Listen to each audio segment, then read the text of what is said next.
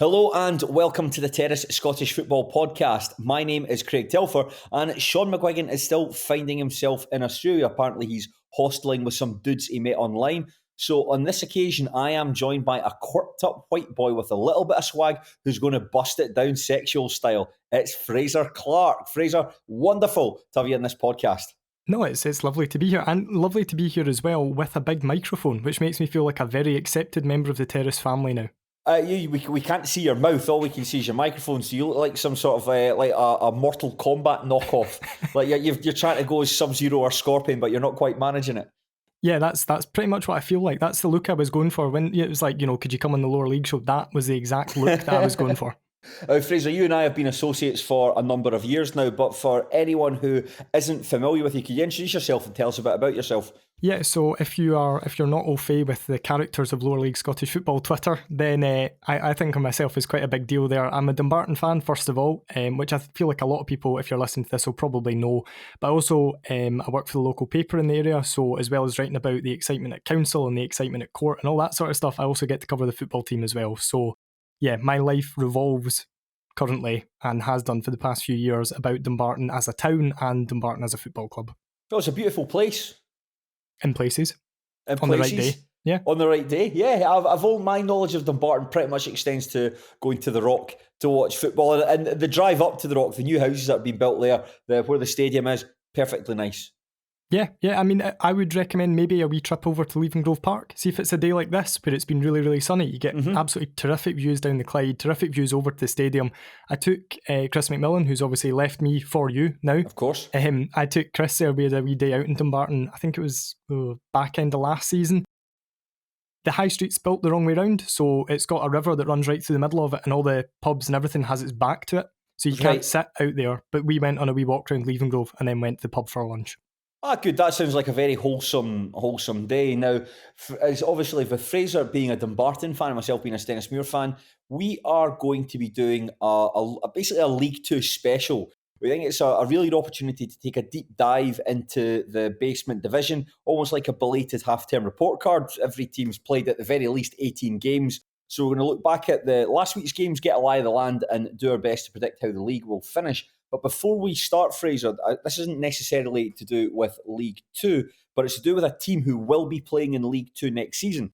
I don't know if you watched Michael McIndoe's interview after Edinburgh City drew 2-2 with Falkirk at the weekend. I've not actually watched it, and I usually do, but I was straight onto their highlights to see Aliou Faye's goal, because I just wanted to know what it looked like. Unbelievable. A mate of mine's a Falkirk fan texted me with Aliou Faye and said, oh my goodness, they are absolutely desperate. A goal and an assist on his debut. Absolutely extraordinary. Did I see correctly that he was playing, not to go off topic and into League One, but did I see correctly he was playing central midfield? He was. Listen, Michael McIndoe's playing 4D chess here, and it just goes to show that John McGlynn made 5 substitutes at half-time just to keep up with him.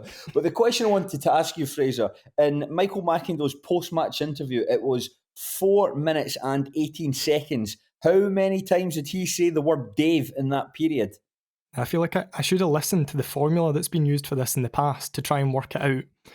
Now, what I've also got to bear in mind here in my working is, does he use it more when he's after a positive result, or will he use it less because he'll be bealing at that last minute penalty? What I will say is that he smiled. The first time I've ever seen him smile in a post-match interview, and he didn't even discuss the penalty. He said it's a penalty, dealt with it within seconds, and then moved on.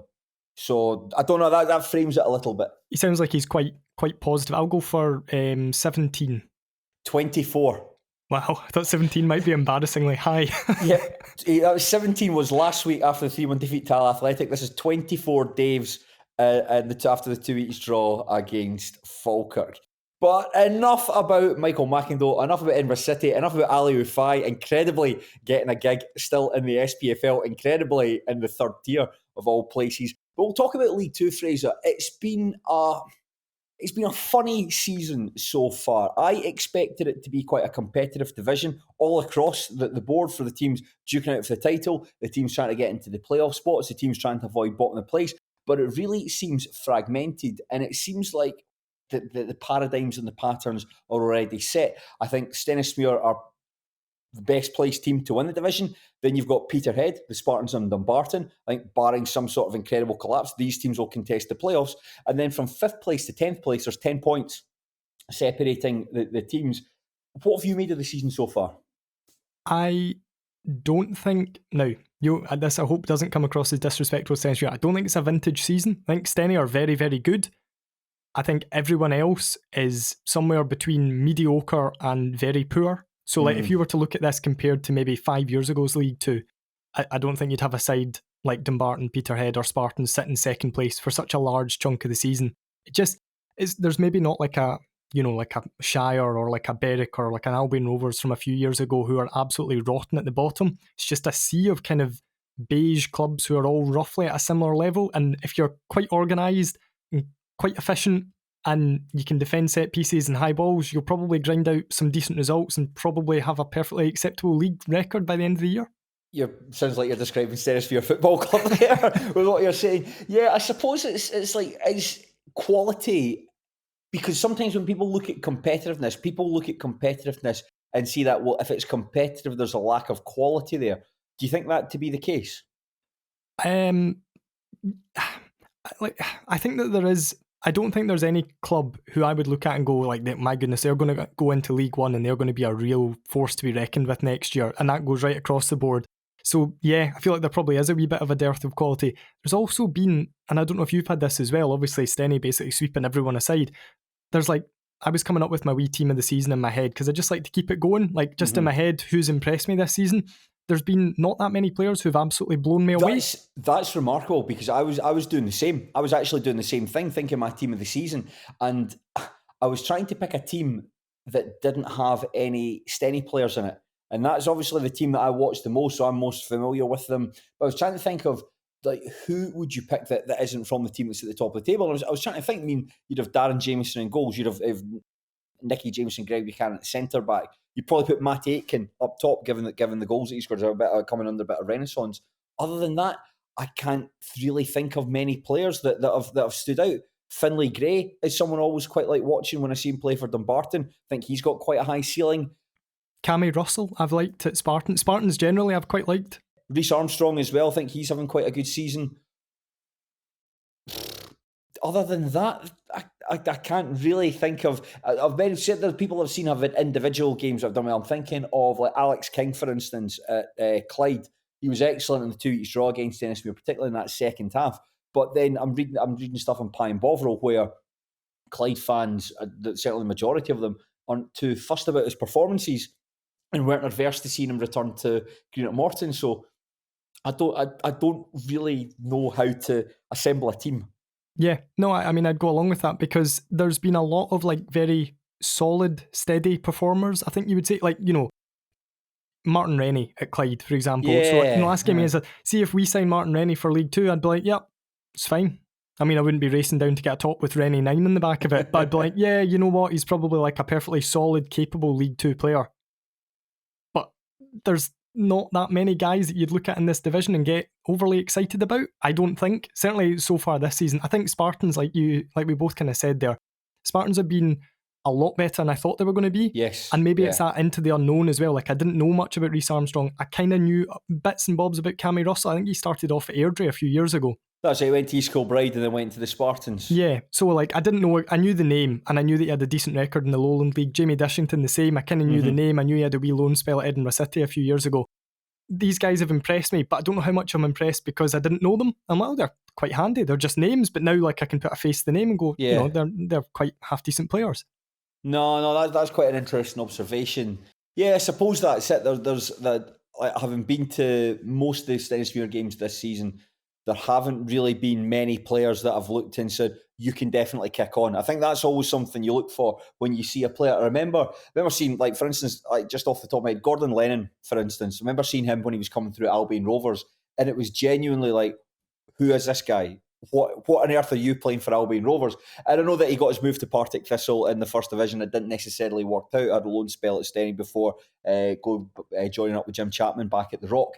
But I haven't seen anyone. That's just a comparison off the top of my head. I like seeing players like that. You think you can definitely kick on. I suppose the ones like I do think Reece Armstrong has got the capacity to kick on. I think Michael Anderson at Stennismuir is having a really, really good season. I think the Warriors have done well to tie him down for another year.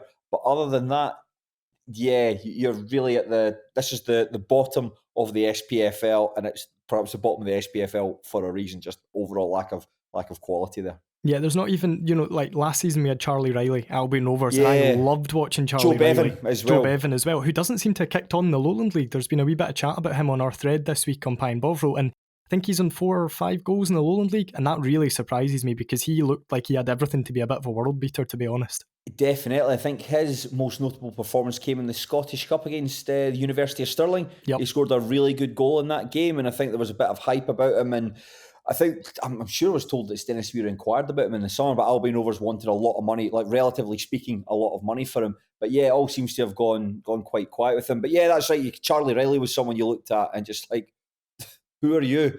What's about Albion Rovers players? Maybe that's it. You have to go. Albion Rovers they're the best at uncovering these gems. But we're talking about gems, but let's talk about dirt. And we'll start off by talking about the Bonnyrigg Rose Athletic pitch, because that looked like a public park. I watched the highlights of their 1-1 draw with Dumbarton. We'll go through these games from the weekend in alphabetical order. Neil Martinuc opened the scoring with a header, but not from the penalty spot, right, amazingly enough. But then Carlo Pignatello equalised not long after the restart. I mentioned the pitch there, watching the highlights. I'd seen comments on Pie and Bovril about it, and I think when you and I were discussing what we talk about, we mentioned the state of the Bonnyrigg Rose pitch. It looked like a public park. Oh my God. Now, I need to be careful with what I say here because Dumbarton's pitch is horrendous, so it would be like quite hypocritical of me. You're not responsible for maintaining Dumbarton's pitch. No, that's true, so I can just go to town. You can like about it, exactly. And then there'll be like 5 Bonnyrigg fans just going, oh, he's no got over that cup defeat in 2017 or whenever it was that they like to go on about. Yeah, that pitch is, that first half especially was the worst half of football I think I've ever watched. Bloody hell. You know when you look at your phone during a game to see what time it is and you think it's coming up to half time and it was 27 minutes in and I thought, I'm bored. Like I've genuinely seen games like amateur games that are like similar to this where the ball's just bouncing foot. Like I remember, I think it was quite early on in the first half. I think Paddy Martin had launched a goal kick, the ball went up into the air and it came down and it just landed dead. It was like a concrete ball. It just stopped and I thought, this is not going to be a particularly, when you go to New Dundas Park, it's not going to be a particularly good game. And then you see that pitch and you think, oh, this is going to be a particularly like long, attritional afternoon of football. Yeah, I watched Robbie Horn's post-match interview. Bonnyrig's highlights very good as per usual, and I really like how they tack on the manager's interview after it. And he said that it was the pitch and the conditions overall that spoiled the match. But look, I was watching some of the passes. Most of the highlights is balls being knocked backwards and forwards for each other. There was one point I think there was a pass made and just it was played into a Dumbarton forward. It might have been Tony Wallace, might have been Declan Byrne. By the way, it was like the pass was like just bobbled up onto his shins when it's like a simple 10-yard pass. It's like how it's just not conducive to anything other than humping the ball up. It missed out the absolute highlight of the game for me as well, which was the ball got played out to Blair Malcolm on the edge of the box. He fell down a rut and basically headbutted one of the Bonnyrigg players in the shins and fouled him and got booked. I've never ever seen somebody, it wasn't like he had his arms out because it took him by so much surprise that he sort of like kicked into this rut in the ground. The Bonnyrigg player was there and then the next thing he knew he just had like Blair Malcolm's ponytail whacking into his shins and went down. It was a booking. If you're going to get booked then you might as well make it comical. I've often said this about Bonnyrigg, and it's something I'd be interested to get your thoughts. I think that you don't want in the division, you don't want everything to be like a synthetic surface, like Oakview or Bayview or anything like that. You want a different challenge when you go to places and know that you will have to alter your game to suit the circumstances. I never enjoy watching games at New Dundas Park just because it's just so attritional, and until they do something with that pitch, that's not going to change. But I think if you were to lose the pitch, then you would perhaps lose some of the character that makes it such a difficult and such a testing afternoon. I wonder though if what we saw was maybe the start of Robbie Horn getting a bit fed up with it. So I think last season it might have helped him where Bonnyrigg didn't have a particularly great squad. It's almost like, how much do you fancy it? Coming down to this place, like the pitch is dreadful, it's dead tight, the facilities aren't great. Now they're sitting 5th in the league. If I was Robbie Horn, I'd be thinking there's not a great deal that it takes to get a team into 4th in this league. Like, we're really organised, we're really resolute. If we can just add a wee bit of quality, then we might be able to kick on. But then every game you're playing at home, is going to be a nightmare. And like Suns last season basically showed, you can't win a league with a dodgy pitch. Now, I don't think Bonnyrigg would be anywhere near winning the league, but they probably would be looking at Spartans and going, well, they've came up and they're sitting there. They've got a bigger budget, I would imagine Spartans do, but they'll look at it and go, well, why can't we do that? And until that pitch situation changes, I think if you're Robbie Horn, you're tearing your hair out, because you can go away to Oakview, you can go away to Station Park, and it's almost like playing a different sport. And we only have to go there 2 times a season, so it's fine. But they're having to mix up the way they play home and away so much because that park is so bad. And I just thought, I was watching Robbie Horn in the touchline thinking this must be frustrating you as much as it's frustrating anyone else. And then I watched the post-match with him and he brought up the pitch and I thought, yep, I think he can see that it's almost going to be holding Bonnyrigg back a wee bit, because until they get that sorted, as far as I'm concerned, there's no way they can get out of this league. No, that's probably a fair thing to say. I wonder if it puts off players joining them that the pitch isn't in decent nick. I wonder if that's a factor that players think in about, like, playing it. Does a team play on a plastic surface? Whether or not that will influence whether or not they sign for them. I suppose if they play on a plastic surface, it doesn't really matter, especially if you go up into like League One, where other than Stirling Albion, every side is a synthetic surface. That's perhaps a sidebar. That's not the main meat of the conversation. I want to talk about Martin Uke's goal there. Do you think Jay Hogarth could have done better for it?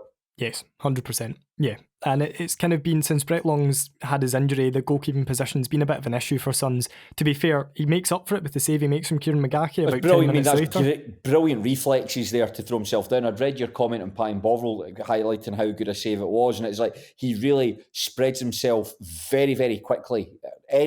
Takes a split second longer to do it. The ball's in the back of the net, but brilliant reflexes to get down there. Yeah, it's an unbelievable save. But for the cross, I think, I don't know if he was almost trying to prove a point, so he had the sun in his eyes in that half as well, which you maybe can't tell.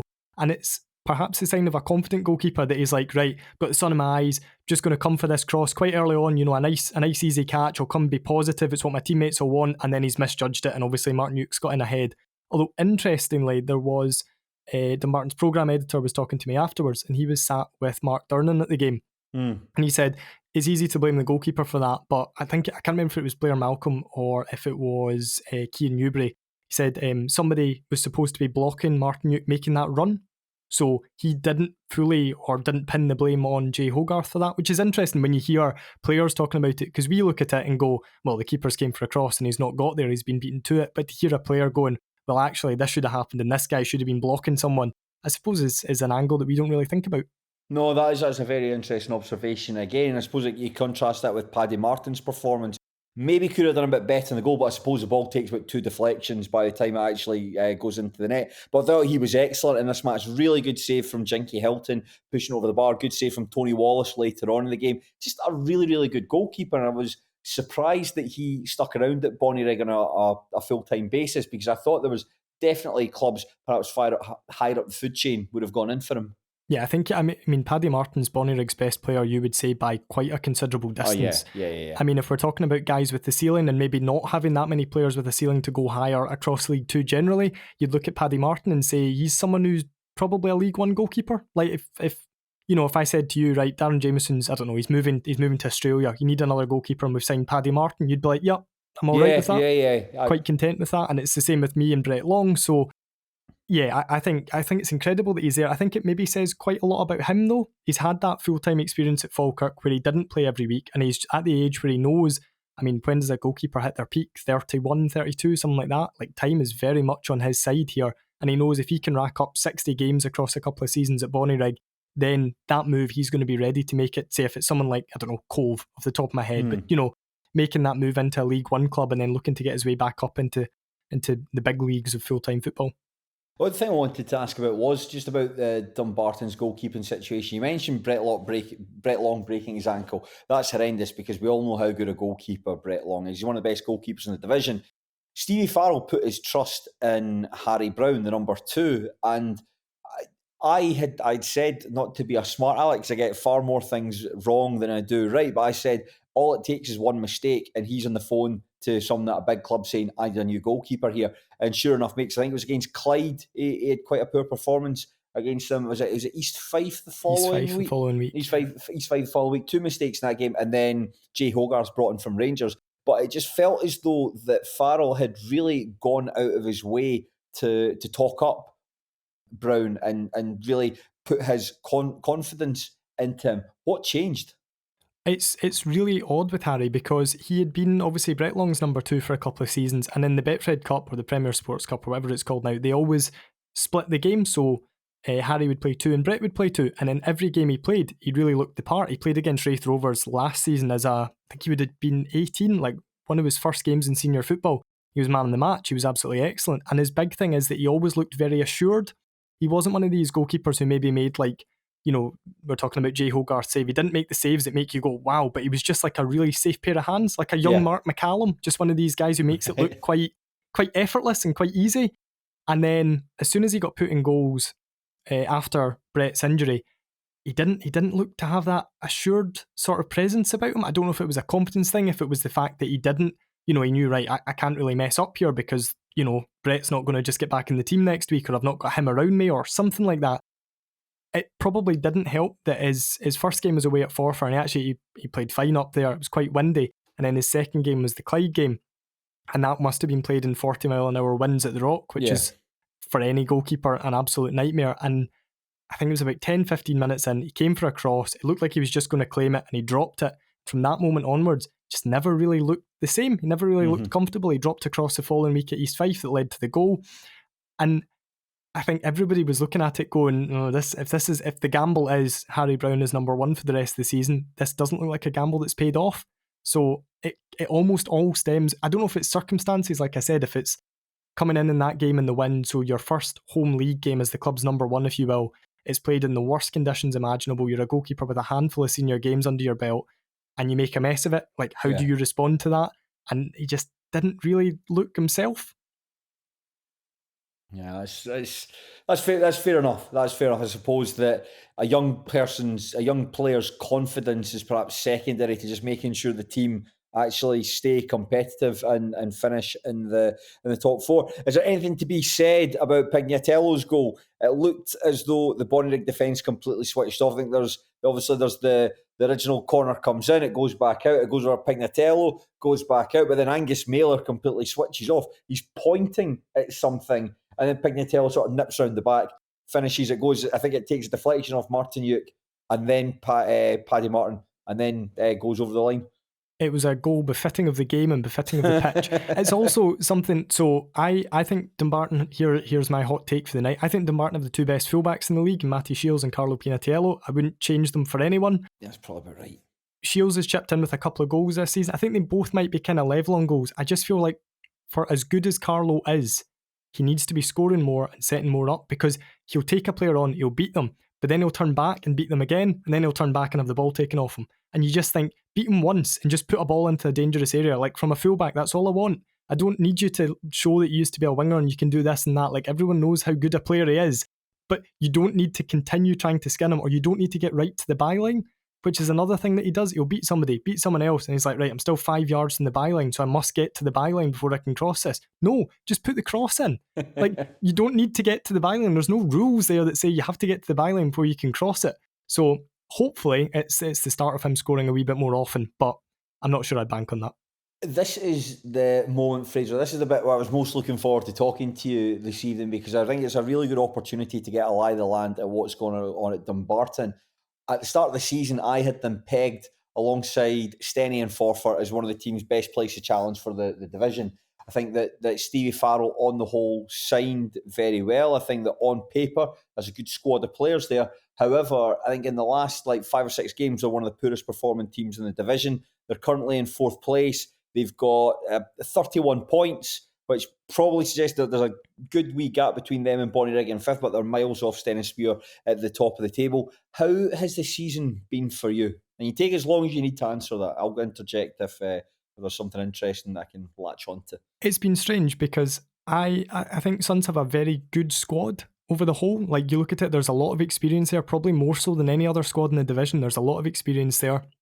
I think they've been hit bad by injuries. Losing Brett Long, losing your first choice goalkeeper, one of the best goalkeepers in the league, losing Mark Durnan, who's been out since October. Yeah. So that's club captain. That's basically the 3rd straight season that Suns captain has been out for almost the whole season after Ryan McGeever missed 2 years. So you've got the club captain. I'm guessing Durnan will be one of the highest paid at the club. He's played at a high level. He's also a guy who when he came in, I thought, well, we're replacing Gregor Buchanan with Mark Durnan. Yep, I'm absolutely fine with that. It didn't look like a downgrade at all. And those two injuries have hit Suns very, very hard. There's also been maybe a reliance on Michael Ruth, who has been excellent this season, probably between him and Matty Shields for my player of the year. But there's been a reliance on him. So if it's not happening for Michael Ruth, well, who are you going to put up front? Like Declan Byrne, up until last week, hadn't started a game since September and has played basically 10 minutes at the end here and there. He's also had his injury problems.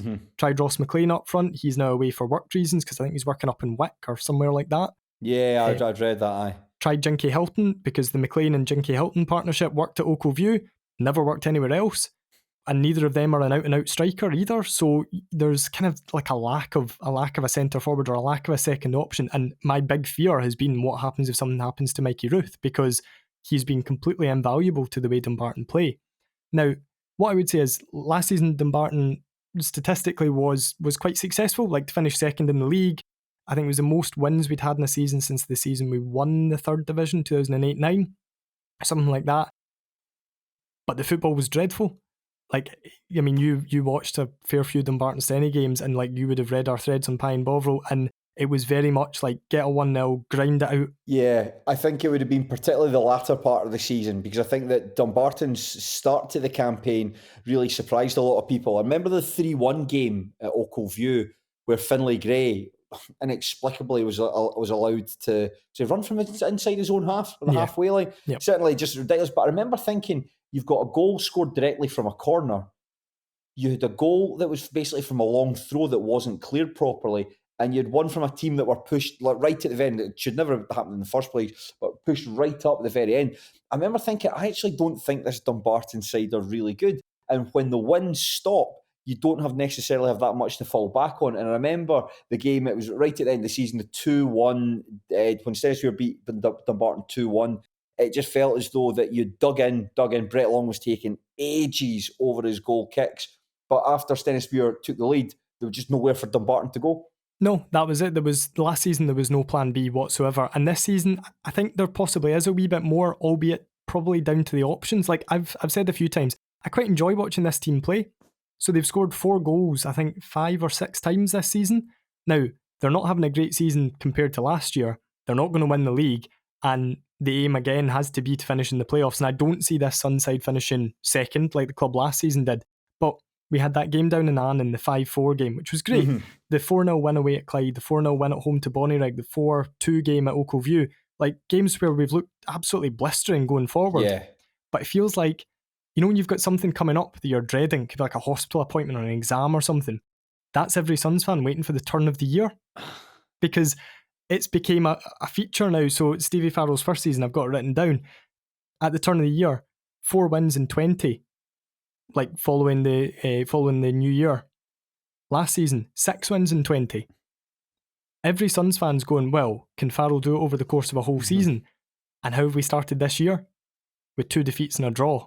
And everyone it's almost, there's kind of a split in the support between some people going, well, I told you this was going to happen, and other people going, oh God, I thought this wasn't going to happen, but it's happening again. Yeah, that really leads me on, interestingly, to talk about Stevie Farrell, because I read, obviously we talk about Pie and Bovril a lot in this podcast, and I always quite enjoy reading the Dumbarton threads, and the prevailing mood amongst the support is that Farrell should have been gone ages ago. Farrell should have been gone after the relegation into League Two. The fact that he was allowed to stay on surprised everyone, the start that they made to the season. But then why was he given a new contract extension? Was it February, March? January last year? January last year, yeah. And we saw what happened there. The team fall massively away from Stirling Albion, and then you've got that match against Annan Athletic in the playoffs, which is, that in itself like a sackable offence. And it feels as though that until he's gone, I know that Dumbarton will come on and talk about some of the issues that Dumbarton got off the pitch, but until he's gone, it feels as though the team can't quite kick on. Yeah, but I would agree with that. And I feel for Faz, and like I've said it before, so you like him, you've spoken about him, like you like him. Yeah, like I've obviously got that kind of working relationship with him where I'll see him after every single game, and like he couldn't be any more open, he couldn't be any more helpful, like just a genuinely, like a people person. Like he asks how you're doing, like how your other half's doing, how my brother's getting on, all that kind of stuff. Like just a really, really, like a really nice guy, and a guy I can't speak highly enough of personally. But I think he's possibly in fact, almost certainly the most unpopular Suns manager I can remember. Yeah. I mean, the support probably as a whole, there's the kind of loud Farrell out, and then there's the kind of maybe more quiet doubters who would maybe like to see him turn it around to prove people wrong. But just as it feels like he's doing that, something happens where it all falls away again, or, there's like a really dodgy result or something like that just ramps up that pressure on him a wee bit more. And if you look at a few things that have happened under his tenure, so there was the relegation. As far as I'm concerned, there's probably half of, if not more, Dumbarton fans will not forgive him because he was the manager who took Suns down. And I think for any boss, unless you are, say like Jim McInally, when he took Peterhead down, you think, well, he's been there long enough, like he's a bit of a club hero, he's got that connection with them, that he's proven that he can win a league with them. That's not something that Faz has done, and fans haven't forgiven him for that. You then get to the playoffs last year, so last season fizzles out, but if we get up via the playoffs, he looks at the end of the day and goes, my job is to get this team back up, I've achieved it, so I don't really know what you're complaining about. And it's all over basically in one half at Galabank. You've got a big support down there for a midweek game. It's a team you've beaten 3 times out of 4 in the league, and they put 6 past you. It's incredible. That's before we touch on the Stirling Albion game last season. Remember the 6-0 defeat at Fourth Bank? Yeah, but that seemed though very early on in the season. But I mean, was that the game that ultimately stopped your winning run? No, the winning run came to an end midweek against Stranraer a couple of weeks earlier. Right. But it felt as though that was so early into the season that it would be not inconsequential, but it's really seen there's still so much more of the season to progress. Why would this one result be so cataclysmic and so make him even more unpopular? If I tell you after that, so that was Sun's second defeat of the season, if I tell you after that a sizable section of our fans stayed behind to basically shout, get to fuck Farrell, and like, we want Farrell out and all this kind of stuff, does that surprise you? And no, actually, reading this, again, going by the online sentiment, probably not. And that's after a second defeat of the season, and it's October. And I think we're still top of the league at that point. Now, obviously, with the benefit of hindsight, you could look back and go, well, that's a sign of what's to come. Stirling Albion are going to romp to this league title.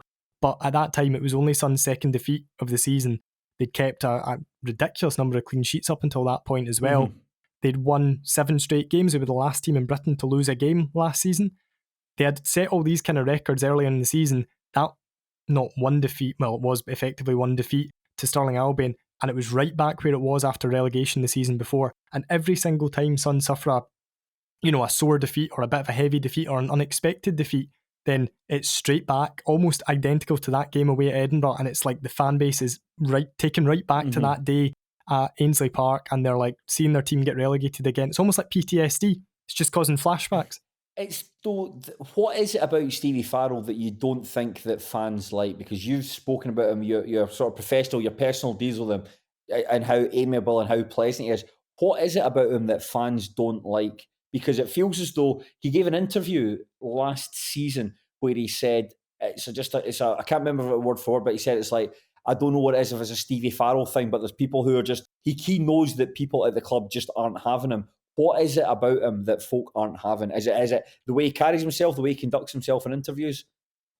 I think at the moment it's everything. But I'll tell you the big thing that somebody said to me at Bonnyrigg, which is maybe sums it up as quickly and as easily as anything, was Stevie Farrell's Dumbarton don't win big games. That's a fair point.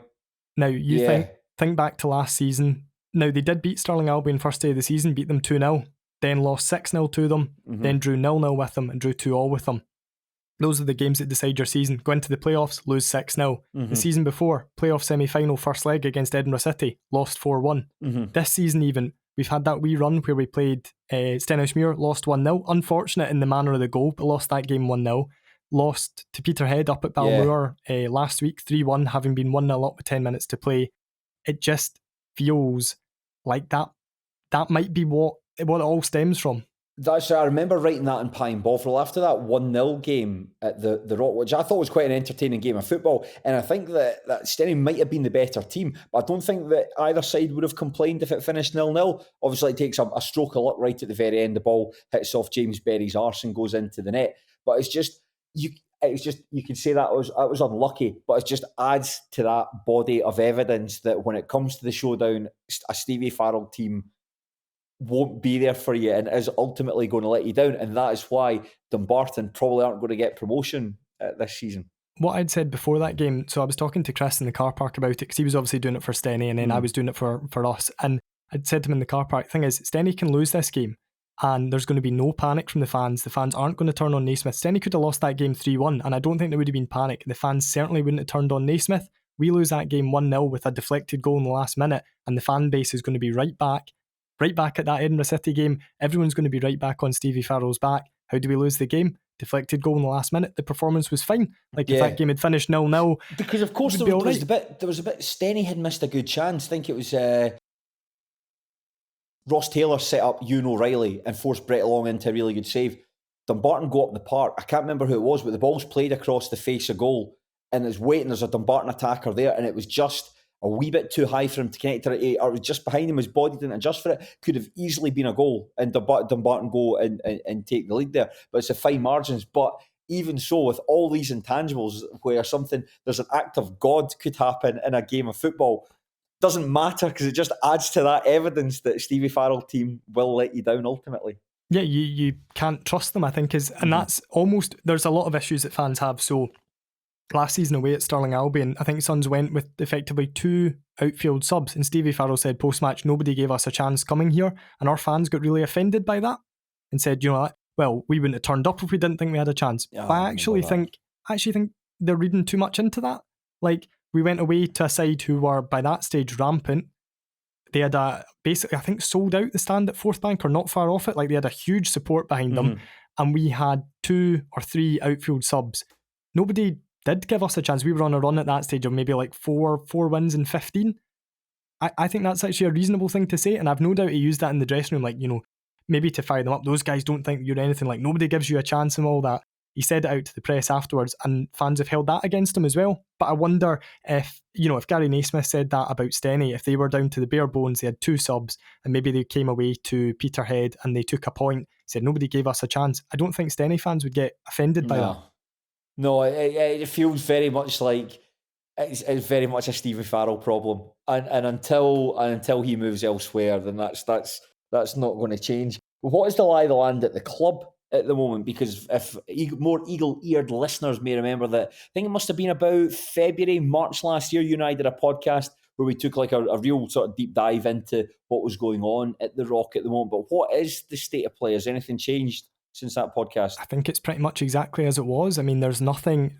So, we've got owners who, well, nobody quite knows officially who they are. Unofficially, I think people do know who they are, but to save Craig Fowler a legal bill, we won't go into any detail on that one. But if you know, then you know. Is it Alan Martin, the former goalkeeper? Is it him that's the... He was involved for a very brief period, but Companies House informs me that he's no longer involved, which is the only way we know anything that's going on. So you've got an ownership structure at the club that puts no money in. You've then got, because of the sort of opaque nature of that, you've then got, well, the club has no shirt sponsor, no stadium sponsor. Sponsorship around the stadium is right down, because companies probably aren't inclined to get into bed with a club that's, ran in this sort of strange, opaque way. The club effectively is ran by 2 people, which is the 2-man board, which is Dr. Neil Mackay, who's the chairman, and Colin Hosey, who's the vice chairman. That's it. Between the 2 of them, I think there's been some friction between the Suns Trust and between them for maybe a perceived lack of action over stuff. I don't know the ins and outs of that, but it does feel like there's maybe a lack of communication from those at the top. We talk obviously a wee bit about Queen's Park and things like that, where they feel so disconnected from their fans. Yeah. That's kind of how Dumbarton feel, albeit their fans aren't in this kind of weird tiny stand overlooking, like looking down on them like they're the peasants. But it kind of feels like that. And so I know Colin and I know Neil. I know Colin probably better just because he's a wee bit more sociable. He's a really nice guy. I think he cares about the club a lot. But between him and Neil being 2 guys running a football club, it's a huge amount of work. It's a huge amount of responsibility. And the 2 of them I don't think want to get involved with the ownership. Like, they've almost like, we've got enough on our plate trying to keep this club going. We don't want to touch that. But until the ownership situation is sorted, we can talk about Stevie Farrell, we can talk about, injury crises, we can talk about the state of the pitch. Until the ownership situation is smoothed over or sorted in some way, like, Dumbarton are probably going to continue going backwards, because it's such a bizarre, strange way of running a club. And to have a club effectively who the owners have put no money into since 2008, who have chased harebrained ideas of moving the club to a stadium on a floodplain and then building in the car park and all sorts of just absolute nonsense. It's never going to happen. Until that's sorted, the club can't move forward.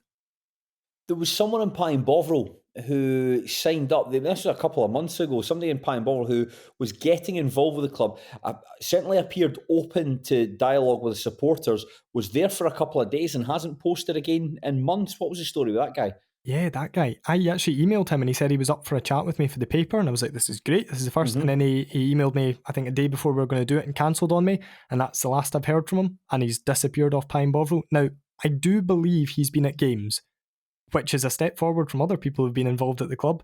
I think he's been at games. I don't know him to look at, so I don't know who he is, and I don't, because we're not doing the stream anymore, then I'm not up with all the important people, so I can't kind of keep an eye on all who's coming and going. But I think he's been at games. But the total radio silence, he came on and he talked a really good game. And I think he maybe got spooked. A few people were like, oh, you shouldn't be discussing this on Pine Bovril. And I'm like, no, this is great. I know I'm going to say that because I'm a journalist, but this is great. Like, the club's had no communication between the club and the fan base for so many years that a guy coming on, you know what, you might disagree with what he's saying, but at least he's listening and at least he's telling you something. And if you want to have an argument about it, you want to have a discussion about it, that's such a step forward from where we're at. So I don't know if he got spooked by that or someone tapped him on the shoulder and said, like, just maybe rein it in a wee bit. But then there's been nothing heard from him since. What I have heard is that the club are looking at an artificial pitch for next season. Oh, well, that certainly seems like a really good idea, particularly if you've got fairly long-term agreement to ground share with the least popular team, the most pointless team in the country, in Broomhill. 5 years, I believe. And they were quite keen as well, and when the partnership was announced, that they wanted to put down roots in Dumbarton. And you think, well, excuse me a second, that you're tapping up our potential fan base there. Yeah, they're giving out free tickets in schools and stuff, which is great from their point of view. Like, I fully understand why you do that as a club. But it feels like they're out marketing Dumbarton. I don't know. I mean, it doesn't look like they're getting great crowds, but that, you know, maybe they need to be patient with it. And if they've planted this seed in schools and all of a sudden 10 guys are going along and then they invite their 10 pals and then their pal, and, you know, you start to get that wee bit of a connection, because they don't, and this is going to sound, you know, incredibly disrespectful, but they don't have a fan base because they don't have roots. But if you are 10 years old, you care about going to games with your mates. Like, it doesn't really matter who's playing. As long as you're out with your pals, you're kind of enjoying it. If it's 10 minutes down the road, you just walk down, you watch the Broomhill game. But in 20 years' time, that becomes your Saturday routine. That becomes where you take your own children. And I do wonder if they've maybe outmaneuvered the club a wee bit here. But again, it comes from the fact that, aside from what looks like sell, every time you get an email from the club, every time something goes up on Twitter, by and large, it's like season tickets, lottery, sponsorship. You know, it's always trying to sell you hospitality. It's always trying to sell you something. Whereas maybe Broomhill have played a bit of a blinder by sort of targeting that younger market and giving them something for free. I say it certainly seems a more softer approach than like give us your money like Bob Geldof at Live Aid. One of the things we're going to ask as well, you've got an upcoming game against Rangers in the 4th round of the Scottish Cup at the Rock. Is that a game you're looking forward to? No. No, it just becomes a massive inconvenience. See, when you, and I don't know, you might have had this as well, like, see when you support a club at our sort of level, see that whole travelling circus, if you're in a good position, if we were up the top end of the league, if we were in good form, I'd be like, you know what, bring it on. Like, why not? Not in great form. Rangers, you'd expect, you know, if Michael Beale's Rangers had turned up, I'd maybe have been fancying my chances a wee bit. But like, they appear to have a manager who knows what they're doing. It's their first game back after the break, so the players should be well rested. They should have a big squad available. I've said a few times that I'm happy for the players. I think the players deserved it for the result they got down in Annan, coming back in from 3-2 down, equalising in 88 minutes, then 4-3 down in extra time to win 5-4. Like, they've earned it. It's almost like this is a day for you. Go out, enjoy it. You're playing on TV, you're playing at your home patch, you'll be playing against a team that I'm guessing 90% of them either support or despise. Go out and enjoy it. But for me as a fan, I'm looking at it going, I'll be there just on that 1 in 1,000 off chance that it is our Clyde against Celtic Roy Keane moment. But chances are it won't be, and I'll just be quite glad to get it over with, to be honest.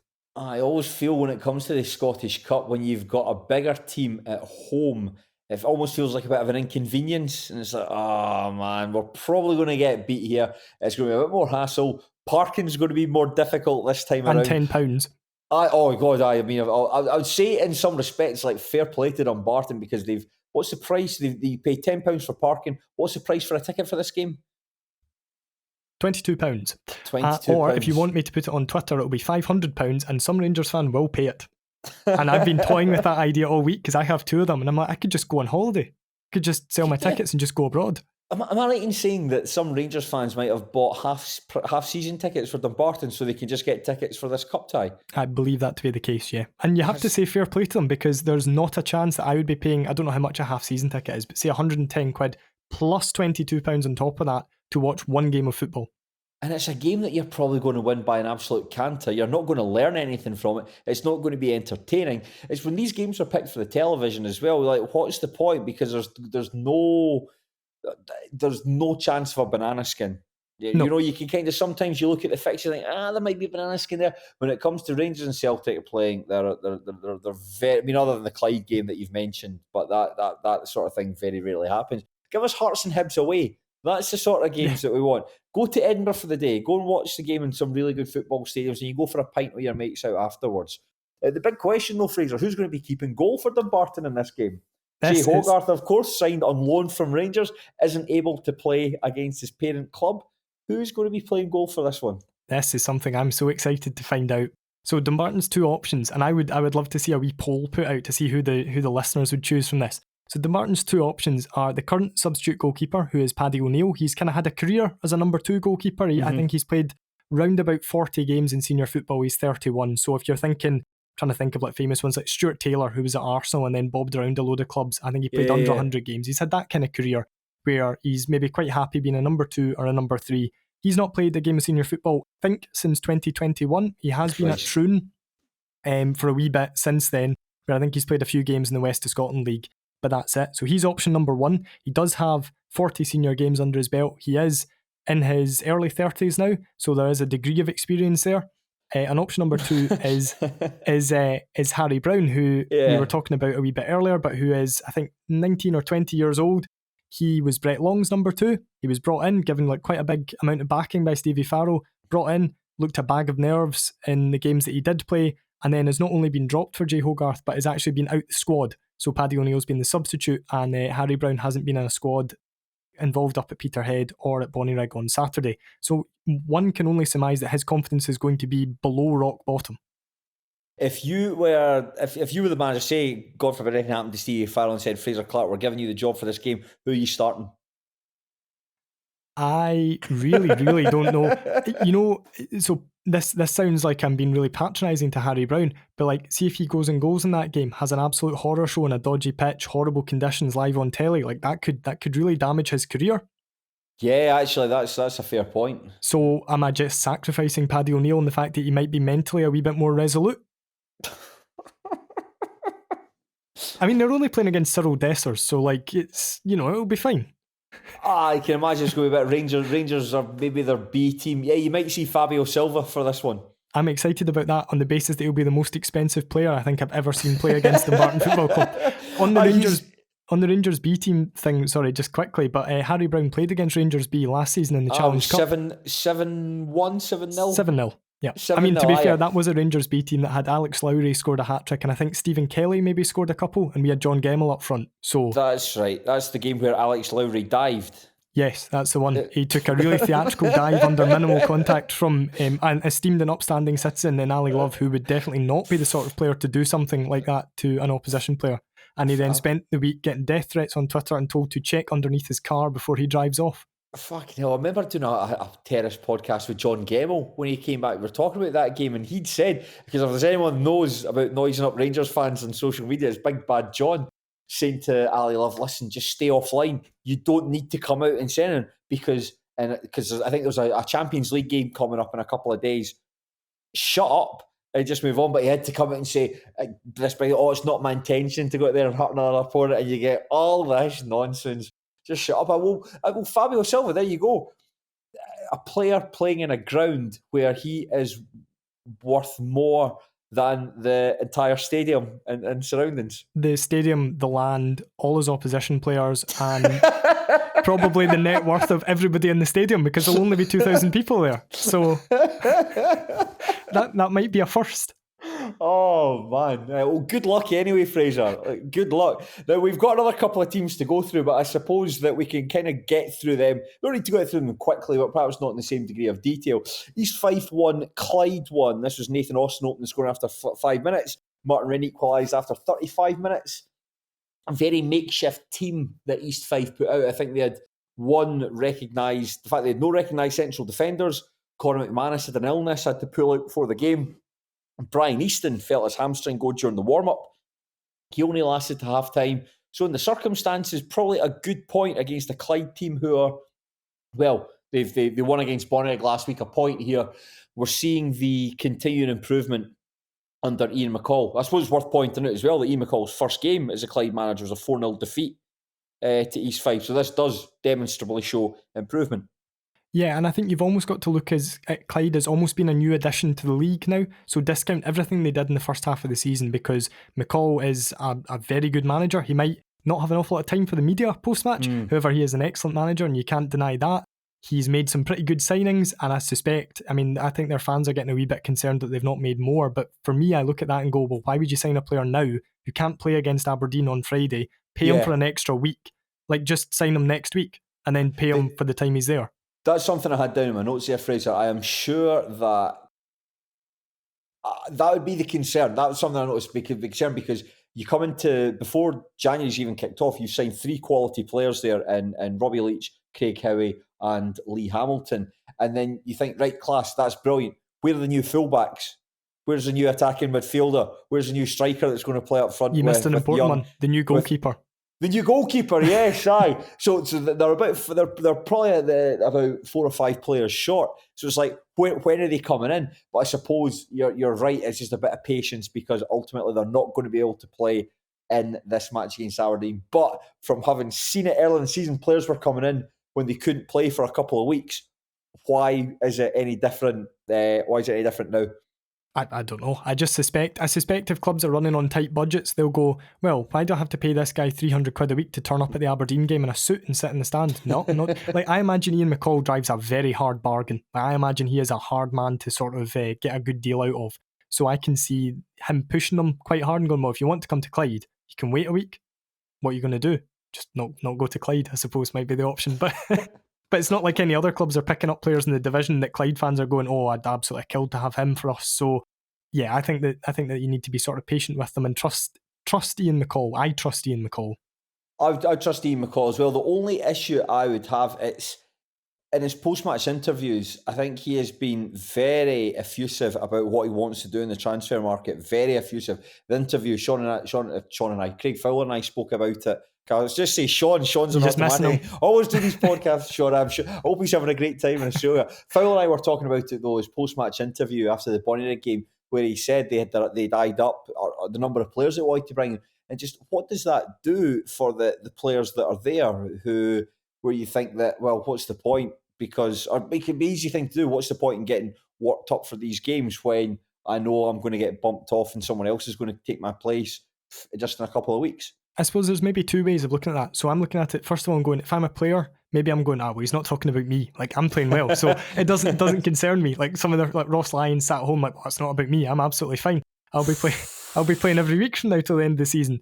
But it's maybe also, if McCall, I don't think McCall would be saying that if he wasn't 100% confident he wasn't going to look like a tit come the end of the window. Yeah. Because he's been around long enough that he wouldn't make a comment like that, knowing what it's going to potentially do, to then have to crawl back to a player and go, you know, I was talking about getting in all those attacking midfielders. Well, actually, you were my man all along. Like, I saw you in training. I thought I didn't need any of those other players. I didn't need Dario Zanata to bring in. No, I'm absolutely fine. I'd read that. It was internet talk that Dario Zanata would come in. Obviously, talent-wise, would be an absolute standout at this level. Is he the sort of player you would trust if you're trying to avoid finishing bottom spot in the SPFL?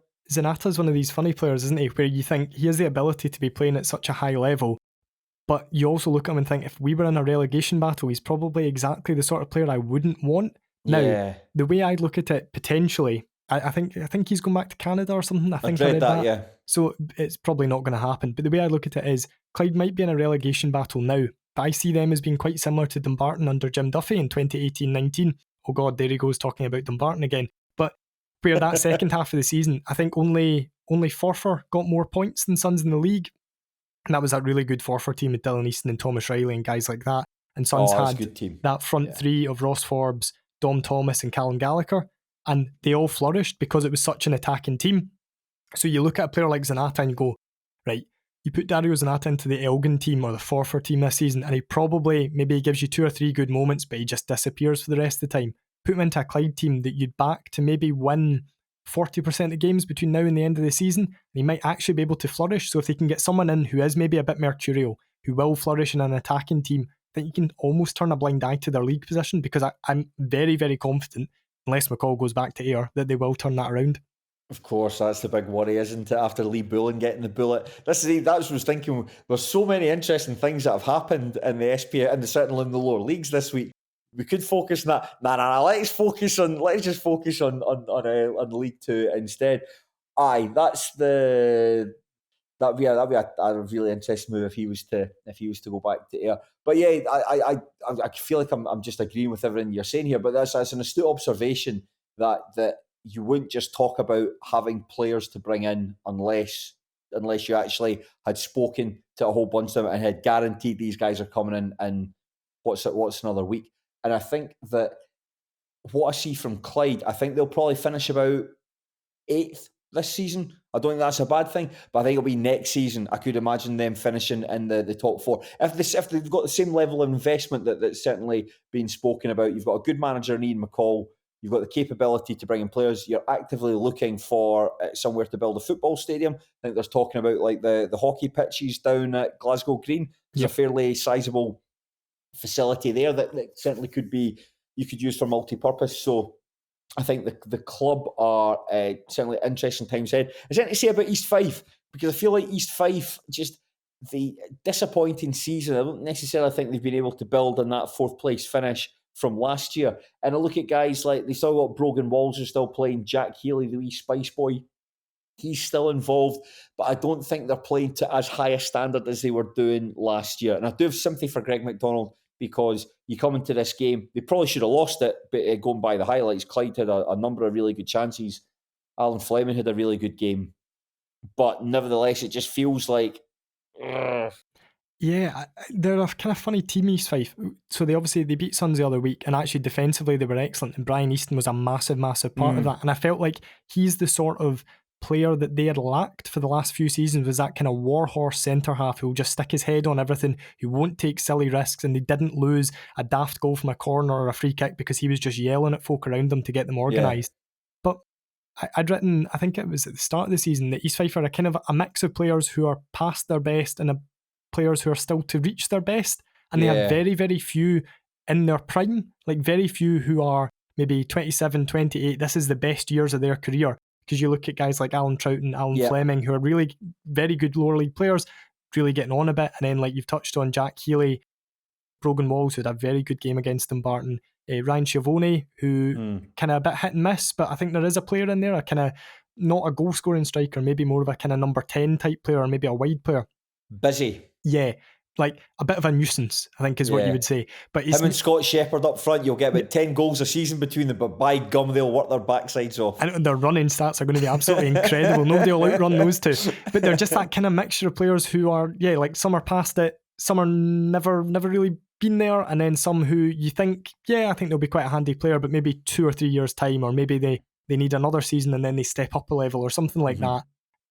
My only concern for them is that they could possibly sleepwalk into a relegation battle if they're not careful. Not out with the realms of possibility, because all it takes is you're seeing Elgin getting the wins against Stranraer, the wins against Peterhead, probably results that you might not have expected them to get, and all of a sudden it catapults them up. Tailwind there was up until the weekend there, they were ahead of Forfar in 8th place. And it just shows you, we mentioned right at the top of the show, there's only 10 points between Bonnyrigg and Clyde. So when you look at the more interesting aspects of the division, you always assume it's like, who's going to win it? Who's going to get promoted? We kind of we know who the top 4 is going to be.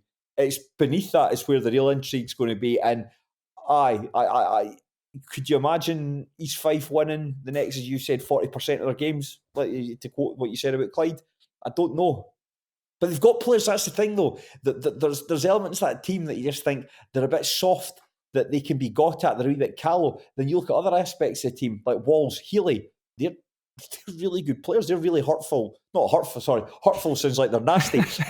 Like destructive players, guys that can, when they get on the ball, they can make things happen. Like Healy, like coming in off the right onto his left foot, like a sort of pound shop Arjen Robben. Like, regardless if it's a pound shop Arjen Robben, it's still an effective tactic. They still have the players that can cause damage. And so at the start of the season, I thought Nathan Austin looked like a real shadow of his former self. Like, I thought it was actually quite sad to see him like that.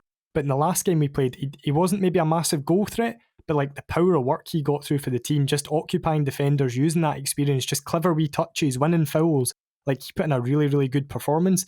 I just look at the teams around him and I think they're maybe not dissimilar to Forfar. They're better than Forfar, but they're maybe not dissimilar in that they're in that kind of situation where they're quite uninspiring and the fan base are maybe not quite, well, the Forfar fan base are on Ray McKinnon's back, I would say, but the East Fife fans are not on Greg McDonald's back fully, but they could boos be. at the end. Yeah, there were boos at the end. I think that's just a frustration that the club haven't gone forward. I think that's what you always want from your football team, is just to keep getting better, however that looks. But unfortunately, it doesn't work like that, because if teams just kept on getting better, then Dumbarton and Stennisfield would be in the Champions League. That's the way it would work. And then Rangers and Celtic would be competing in Space Jam or whatever that is. But it just doesn't work like that. But you spoke about Nathan Austin there. Now, Nathan Austin returned to East Fife and scored at the weekend.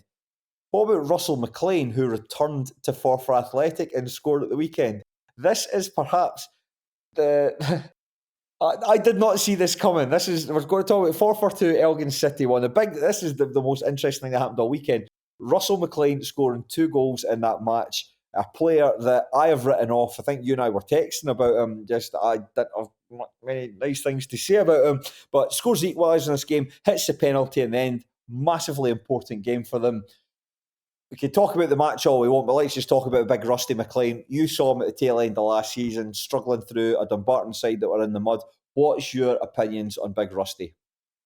My opinions on him as an opposition player are a lot more glowing than they are on him as a Dumbarton player, put it that way. He's one of these really, really frustrating players who he ripped us to shreds, absolutely ripped us to shreds from intros a couple of times.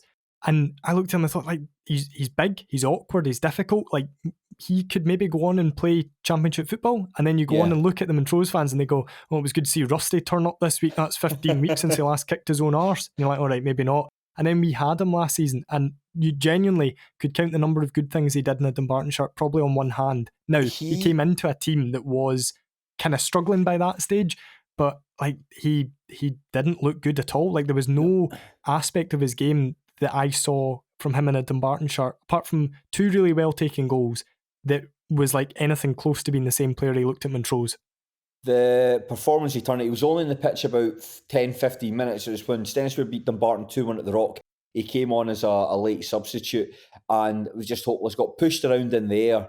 He came on, he looked big, he looked heavy, like he'd spent too long in the gym, but like doing the wrong things, like he was just bench pressing and doing bicep curls. And that's good if you want to go on the beach, but you're not on the beach. You're playing lower league football, and there has a time where you can't tack on as much muscle because it ultimately affects detrimental to your performance. But even so, there was times he was getting the ball fired into his feet, which should be the thing he's best at. Ball just bounced like 5 yards off him, just did not get into the game and did not offer Dumbarton anything. And similar to yourself, I think he's got the capability to be like a sort of a watered down Chris Templeman. Yeah. Where he's not fantastic in the air, but if you play the ball into his feet, he can make some really, really clever touches, do things, like it's a bit of a cliche, but the good touch for a big man, where you can do things that are completely off the cuff, completely unexpected, but you only tend to see that once or twice a season from him. Yeah, and the other thing that I'd say that maybe might go some way to explain his time at Dumbarton. So I was talking to someone, it was back in the summer actually, about him, because I think it was the day he signed for Edinburgh City, and I was talking to someone at the club saying, I'm a bit surprised that Rusty's got a gig in League One. And they said he came, so he had I think he had an injury hit, or he did have an injury hit season at Peterhead, or half season, when they had that woeful squad down the bottom end of League One. He came to us, he still wasn't maybe fully fit, got himself back into some degree of sharpness. He came on against Annan, put in a really decent performance, scored an excellent winning goal, apparently all week Stevie Farrell was kind of umming and ahhing, do I start him the following week against East Fife or do I not? He decided not to start him in that game, and he said in training, the week leading up to that East Fife game, everything he was hitting was going in the back of the net, playing with a bit of a swagger about him again. He didn't start the next game against East Fife. He came on at half time, I think, in that game, missed an absolute sitter, and he was never really the same. Like in training, games, it was like, that just had such an impact on him. I don't know if it's like the mental impact or if he just thought, you know what, my contract's up in the summer, sack this, like it's just not for me, I'll go and find somewhere else. But he's a good player. We've spoken about the things that he's good at, but he's not that good a player that you would indulge, that you could indulge him.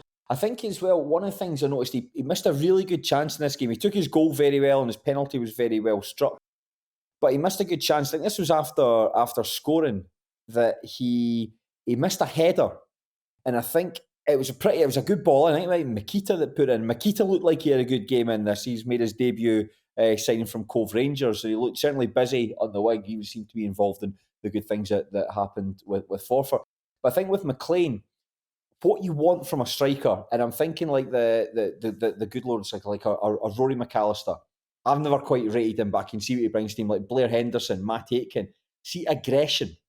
Like aggression goes such a long way at this level because one, you can unsettle defenders if you're aggressive and you can get in their faces and you can annoy them. You can win fouls through aggression. And it looks, see, it's one of those intangible things. It looks like you care if you're being aggressive. And I think because McLean's not aggressive with the ball, it gives supporters the impression he's not trying.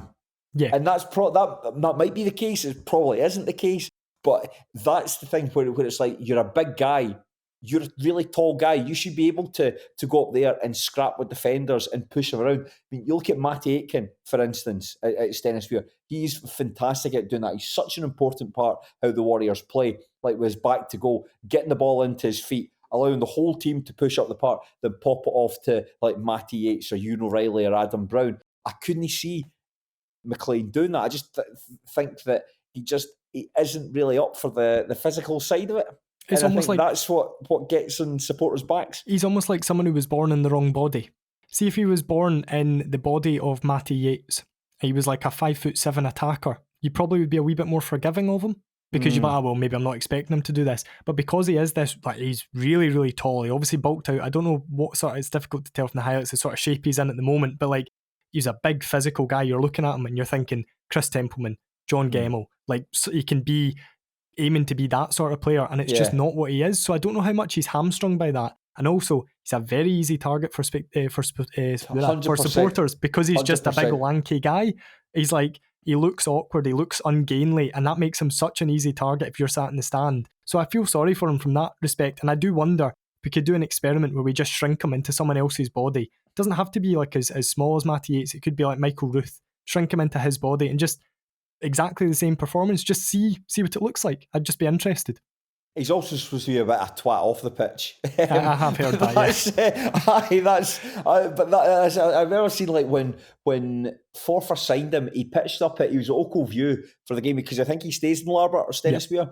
Certainly from FK5, he pitched up at the game between Forfar and Stennismuir, and Forfar fans like, oh, but Russell McLean's at the game. Like, I hope we're not signing him.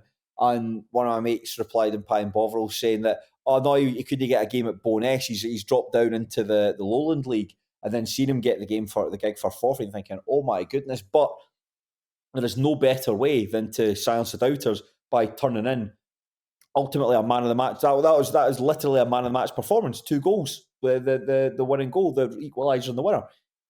Yeah, and football fans are so fickle that they'll basically turn around and he'll now be a toast of Forfar for the week. I mean, it might all change this weekend, but also you're in a position at Forfar where it's that whole beggars can't be choosers thing. Like, it's not like he's coming into a team with an array of riches going forward. Like, Forfar probably the weakest side in the division going forward, certainly not far off it. You've got Josh Skelly there, and that's kind of it in terms of natural out-and-out strikers, and he's not hit the heights it looked like he was going to hit at the start of the season.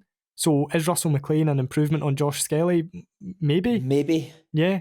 I mean, if he plays anything like the ability that we know he's capable of playing in this division, yeah, and he is a proven goal scorer. Like, if you look at his starts to goals ratio, it's ridiculous. It's like as good as any top player in this sort of division. The fact that he maybe doesn't start very many games, but he has scored a lot of goals might kind of tell you where the issue is. Well, fair play to Russell McLean. It's like I was thinking about that, like getting things wrong, and I don't mind. See, if I've said this loads of times, if I write someone off, that, like I've been critical of a player, and he turns around and he scores a hat trick or whatever, it's like that's good. 'Cause that's what you want to see ultimately. Like you want to see good players scoring goals. That's what makes football fun. That's what you pay your money at the turnstiles to get. I'd much rather write off a player and get it rubbed in my face and say, this guy's going to be an absolute superstar, and he turns out to be an absolute donkey. So I hope Russell McLean, he keeps on doing what he's doing for Forfar Athletic, because it was a huge win for them. It took them, it will allow them to leapfrog Elgin at the bottom of the table. I was really critical of Forfar. I think they were in a chance of sleepwalking their way towards relegation. But if they can build it, I think the match they've got coming up against Hibernian in the Scottish Cup might be a bit of a distraction for them. I think they'd perhaps, obviously it'll be a good boost to the coffers. I think Station Park will sell out. It's a place where Forfar, or certainly Hibernian fans, don't go on a regular basis. So it'll be good fun in that. But I think that I'm putting myself in Ray McKinnon's shoes. You'd much rather have a league game. You want to build on that by taking on Clyde or East Fife or someone like that, just to try and keep this momentum going, rather than a game where you're probably going to lose against top flight opposition. Yeah, I think that's possibly how Stevie Farrell feels at Dumbarton as well, in terms of like, yeah, it's great for the finances and that, but you don't want, from a Forfar point of view, right, you've got that good victory, you don't want to then go and get battered 5-0 by Hibs. Like, you want to be in a performance to be proud of, but you know there's going to be that risk. But just something that we kind of probably have to touch on as well, Elgin City's away record. My goodness. Wow. Like, how is it possible for a team to be so good at home and so dreadful away from home? They've got 1 point away from home all season. Their goal difference away from home is -22. But if you flick it to the home table, he says, slickly doing it with live score in the background here, their home record is the 4th best in the division. They've got 17 points from 9 home games. Now, if I said Dumbarton have 17 points from 10 home games and Peterhead have 19 points from 10 home games, you're probably fancying Elgin to, by the time they've played all the games, have the 2nd best home record in the league, and then just this atrocious away record. How? It doesn't, none of that makes any sense, because you look at Elgin every single week, they do seem to get, if they're at home, they seem to get a positive result. Like, they beat Dumbarton up there, beat Peterhead up there, they've drawn with Stenhousemuir. I know they had 10 men, Stenny had 10 men for a large kind of period of that game, but they still managed to get a draw out of that. It's the top 3 sides in the league. Like, why then do they go away from home and they just crumble? One of the poorest sides I've seen this season. Stenny beat them 2-0 a couple of weeks ago. And I think that there were a couple of occasions when they looked like they could have scored, but I put that more down to Stenhousemuir's complacency, like players playing a pass intended for someone else, that player leaving it and allowing them to go in. When you see a player you will know very well, big Bobby Jones playing up front for them, someone who he plays football like he's wearing dungarees, like he is so ungainly. But he scored he scored against, or they won a penalty against Stranraer. He scored against Stranraer, didn't he? Yeah, I think he did. Yeah. So he's obviously a player that's got his uses, and I don't mind that. Like Bobby Jones, and Russell McLean, guys, big lanky guys that I've slagged off that have actually come up trumps in recent weeks. So I fair play to them, but I don't know how you explain that. I suppose the only thing you would say is that it's a long distance to travel for Elgin when they're away from home. What's the closest side to them? Peterhead. Yeah. Peterhead probably, and even that's a good distance away. Yeah, I mean, the travel's got to be a factor, and it could be a factor in their home form as well, in terms of clubs going up the A9 and maybe not feeling great. I was talking to, so going right down the divisions, but I was talking to the Vale Leaving manager for the paper on Monday, and he said, they were playing Threave, so that's down in Castle Douglas. He said the thing that fans don't see, or like nobody else sees, is that we've got a player who's like a terrible traveller. Like, we had to stop the bus so he could get off and spew a couple of times, and then he has to get up and play like 90 minutes of football. And you don't know how many players are in that boat. Like, how many Dumbarton players or Stenny players arrive up at Borough Briggs, or how many Elgin players arrive down at Oakoview or arrive down at the Rock, and like they're just feeling dreadful. They're feeling wiped because they just can't hack the travelling. And I suppose it is a side that you never really think of. Like, I certainly had never thought about it. I just assumed like, if you're a footballer, you're used to going on buses and you're used to travelling, so you'll be fine. So why are you spewing? I suppose it's not just on top of that as well. Like your muscles, if you're sitting in one position, I'm thinking if you're travelling in the Central Belt, what you're talking about 3.5, 4 hours up to Elgin. Likewise, if you're coming down from Elgin, that is ultimately going to play an impact on you. Yeah, I mean, I'm thinking about myself getting out the car at Peterhead last week, and it was just like lots of sort of eking noises and things popping and stretching and all that. And, you know, I'm not a highly tuned athlete by any stretch of the imaginations. And there's going to be a lot of guys who are a damn sight older than me as well who are having to do something like that. And I think it does probably have an impact. Although I suppose, I mean, the journey's not quite as bad, but like Peterhead's away record, I think is fine this season. It's not quite as bad. I remember in the Terry Butcher era in Inverness, he used to take them for a chippy when they won away from home, and they had like one of the best away records in the SPL at the time. So maybe he just needs to treat them to a chippy on the way home, and it'll be fine. Totally aside before we move on to the next match, but we're recording this podcast. It's Wednesday evening at 8 o'clock this evening. I think Tui Daramola is going to be announced as an East Kilbride player. Yep. Thoughts on that? They really need to stop spending so much money and just signing players and changing their squad every 6 months. So I heard about that last week, and I assumed it was on loan, and I thought, yeah, fair enough. You know what? If Kelty are bringing someone in, it's a huge step up coming from where he went. Give him a wee run in the Lowland League, boost that confidence, he can come back into Kelty's team. Looks like it's going to be a permanent deal, if what I've read is accurate. In which case, I think, first of all, East Kilbride are going to have to have paid serious money for him. Yeah, he had, 2.5 years left in his contract? And I think it was rumoured that they'd paid in the region of 20 or 30 grand for him. Don't know if that's true or not, but it might just be online talk. But they've certainly, I think they paid a wee bit of money for him. And if you're Kelty, you've just sold Scott Walker to Dundalk. Like, do you need Jamie to be cashing Walker? in? Jamie Walker, sorry. Do you need to be cashing in? I don't know. Well, what's the expression? A fool and his money are easily parted. And I think that with East Kilbride, I suppose because they're probably good chance of playing in the SPFL next season. Like, it just seems to be any time there's a setback, just sign more players. You see that Liam Brown's on the move from them. They obviously, Mark Kelly came to us, who's in my DMs at the moment because I'm trying to get an interview sorted with him. But he 55 goal involvements Mark Kelly had in the Lowland League last season. Basically found himself in and out the team at East Kilbride, and now he's been punted off to Dumbarton. Liam Brown, who's had a very strange couple of years, a terrific player on his day, like one of the, certainly when I saw him at Queen's Park, like a real standout player for Queen's Park. It just hasn't really happened for him for the last wee while, and it seems like he got an injury, dropped out the team, and now he's been sold. So it seems like a very odd way to run a football club. There can't be many teams that spend money on players, because I'm sure he had years left on his deal at Queen's Park before he dropped down to East Kilbride. I don't know what sort of message it sends to other managers. I don't know if Liam Brown's perhaps got things going on outside of football that are a distraction, or there's things going on in his personal life. I don't know. I think that might have impacted his time at Stennismuir. He played 25 minutes in a game against Bonnyrigg. We thought when he signed, this is unbelievable. You know, we've used the expression, the best player you could get in the circumstances. This completely exceeded that for what Stenny were looking to do. And you see him like playing like one appearance for Stennismuir, dropping down to East Kilbride. He's on the transfer list like 6 months after joining. I'd be very cautious. Although weirdly, he's got Clyde Football Club written all over him. Their fans are basically banging on his door, I think, to try and get him in. Like, they look very, very keen. I mean, yeah, I hope, and I'd put it in Pine Bar I say, like, I hope if it's injury problems, if it's personal problems, I hope he gets it sorted, and I hope he gets back to playing, because, like, great player.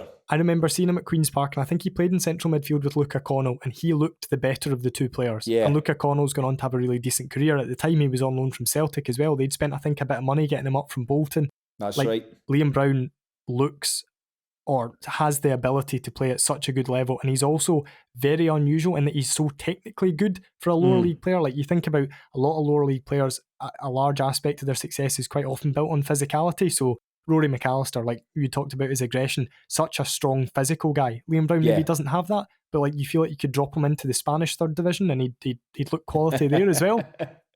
Yeah, you're right. I hope he does get back playing football, because it is such a waste of talent. And that'll be a pub quiz question. Who was the first player that Queen's Park ever played a transfer fee for?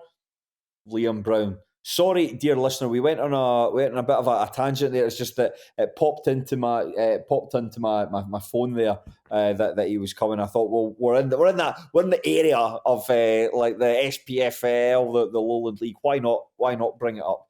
Because that dovetails nicely, because the team in the next match were in the Lowland League last season. Oh, there it is.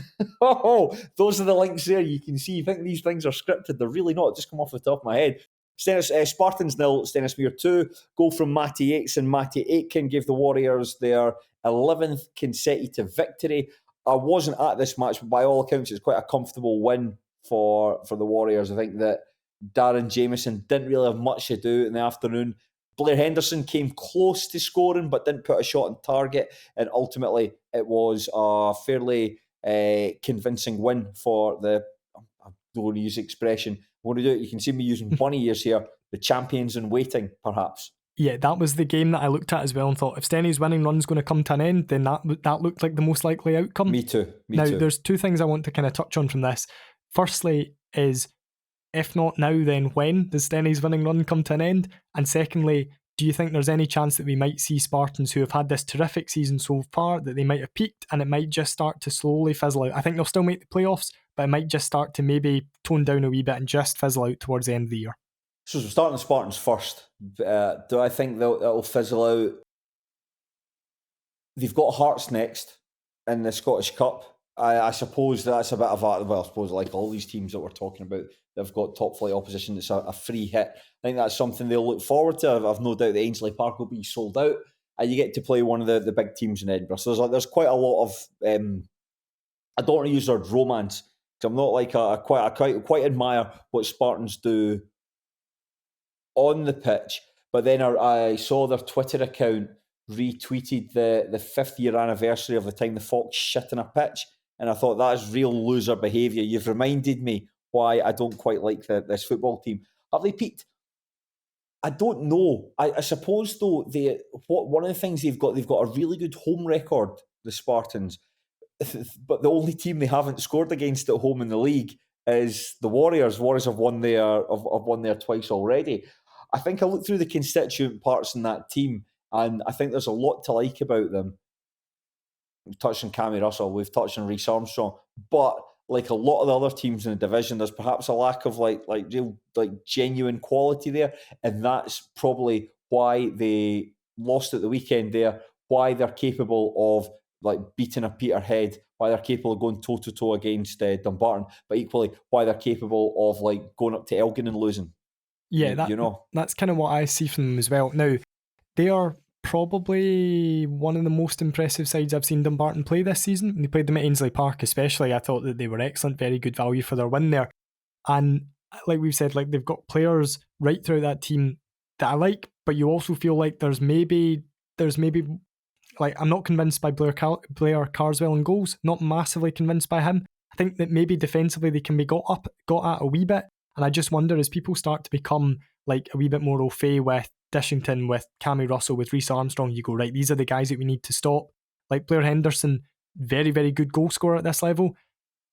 I think I'm kind of like you. I admire his goal record. I think on his day, he can be a pain. But would I want him as my number one striker as a club challenging for promotion from League Two? I don't know if I would. And also, who have they got in behind that? So if Henderson gets injured, it's not like there's somebody clamouring to get in that team who you're like, yeah, he'll be a more than reliable stand-in for them. So I just wonder if it might, almost like the rut that Peterhead looked like they might have hit, it just might reach a stage where they'll get a couple of injuries, form will just tail off, and it'll just fizzle down a wee bit. Same goes, to be fair, for Dumbarton, which is what they are now in. So basically all that bodes particularly well for one team, and that's Stenhousemuir. I agree with you. I thought that if Steny were going to come a cropper, I didn't think they'd lose at the weekend, but I didn't necessarily think they'd win. I think that despite the fact that the Warriors have beaten them twice already, Spartans have given Steny a good game on both occasions. One of the things I noticed, though, is when the first game of the season, Steny won that one in the 97th minute with James Berry coming up trumps, getting on to Kinley Billam's free kick and poking it in for the win. But Nicky Jameson got sent off with about half an hour, 25 minutes to go. And all Steny did, they brought in Big Eden Lynch and just basically packed the middle of the goal and said to the Spartans, if you want to break us down, do it out wide, come out wide. And what they did, ball down the flanks, put it in. Gregor Buchanan's there to head it away. Eden Lynch is there to head it away. And if they don't head it away, Darren Jameson will come and get it. So there's the things that Stenny were able to do against them. Nevertheless, I thought this is the game where it's going to come a cropper, and it feels like it's getting to the stage now. There's still 16 games of the season left. I thought coming into this one, it's going to be really hard, but with Dumbarton dropping points, Peterhead losing down at Stranraer, I'm more and more convinced, because I think if Stennismuir haven't had any slip-ups this season, they lost at Dumbarton, but weirdly, in that match, I don't know what you thought, I actually thought Stennismuir played either side of that goal blitz, those 25 minutes. I thought Stennismuir started the game very well, and they were the better team in the second half, although I appreciate it. It's quite easy to be the better team when you're 4-0 down, and Dumbarton effectively are just like, well, come on, try and take us on. What are you going to do? What you do is score 5 goals. Very, very easy in that match. But we're at the stage now where so after that slip up, that Steny were able to win their next game, and since then it's all been favourable. They've avoided major injury, and I think that's the only thing that's going to stop them from winning the division. If anything happens to like a Darren Jameson, Gregory Buchanan, Mikey Anderson, Matty Aitken, if anything happens to those players, that might change my opinion. But I don't think Steny will throw it away, and likewise, I don't think there's any team beneath them that are capable of putting together a challenge. I think that I've been disappointed with Peterhead's recent form, Dumbarton's recent form. I thought the Spartans would emerge as the genuine challengers, and they were seen off fairly comfortably. So if it's none of those teams, then it's all really Stenny's to chuck away now. It does feel like that. And I do appreciate I don't want to get carried away, and I hope that I'm not getting carried away, because we've seen at this level, certainly lower league, some incredible collapses. The ones that come to the top of my head, like you Greenock Morton's probably the most famous in 03-04. You'd Arbroath in League 2 in 14-15 cost Alan Moore his job. Falkirk in 2021. I know it was a pandemic season, and though that kind of season's quite difficult to define, Falkirk though ended up going from top of the table to finishing outside the playoffs that season, the poorer form. Stennismuir in 05-06 went into the final quarter of the season with a 9-point advantage over Peterhead and chucked away. So it's happened before. So you don't want to get too complacent, but the more it goes on, you're thinking, what are the obstacles that are stopping you from doing it? And I honestly can't see it from the teams beneath them. That season that we mentioned, 05-06, that Berwick Rangers team was excellent. That Cowden Beef team that went on to win the division, a mix of Pat Line, they were a really good side. They were a great side. There isn't anyone in the division that has got the same quality as them, and that's why I think it's going to be the Warriors that can only throw it away at this stage. That's the thing as well. Like, Steny now are in a position where they can afford to lose a couple of games, and I don't think there'll be a panic. It'll be right, well, we're X number of points clear now. I think you've got a manager who's been there and done it, who knows what it takes to win this division. So everyone, I imagine, would stay fairly calm. You look at it and you think, well, even if Steny lose their next 3 games, like, are you backing Spartans, Peterhead or Dumbarton to win their next 3 games? And you probably aren't. So it's very, very much in their hands. It would take an incredible collapse, and I think I would be like you. I'd be looking at the league table and going, no, this seems too good to be true. There's got to be something that happens. I think the only thing that can stop Steny winning the league now would be, a real horror run of injuries. Jameson, Buchanan. Oh, that's what's happened to Dumbarton, captain and goalkeeper. But a Jameson, Buchanan, and either Aitken or Yates, maybe something like that, like a real stroke of total misfortune where these guys are not out for like a couple of weeks, they're out for the season, all 3 of them. And if that happened, it almost wouldn't seem fair, because that's not like a fair way of losing a league in a way. But even if that did happen, can I see anyone catching them? No. Even without those, maybe don't take out all 3, but take out one of the 3, I still don't think anyone's good enough to catch them, because no team in this league seems to have consistency. And Stennismuir do. They just have a way of grinding out results. They know how to win games, that old cliche.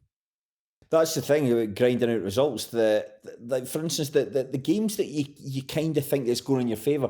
Forfar Athletic last weekend, the 2 weekends ago, they concede a goal. Stuart Morrison equalises. Goals, I think it was offside, but nevertheless he equalises. Instead, he go up the park and win a corner and score from it. Nicky Jameson scores. So within 60 seconds, you're back in front. And it just seems to be that all the moments are going in the Warriors' favour. Talked about the big one, Dumbarton back in December. Mikey Anderson have just whacking the ball from the edge of the area, and it hits off James Berry's arse and goes in. Brett Long's got that shot covered. He's going in the direction of the shot. Just a huge stroke of misfortune. But as I said to Fowler and I recorded a bonus podcast last week, talking, basically just breaking down the season and looking why it's been so successful for Stenny. Like, you make your own luck. Use that expression. And Stenny's been lucky just because the belief the players are incredibly fit. I think Naismith has said this is the fittest group of players he's ever worked with.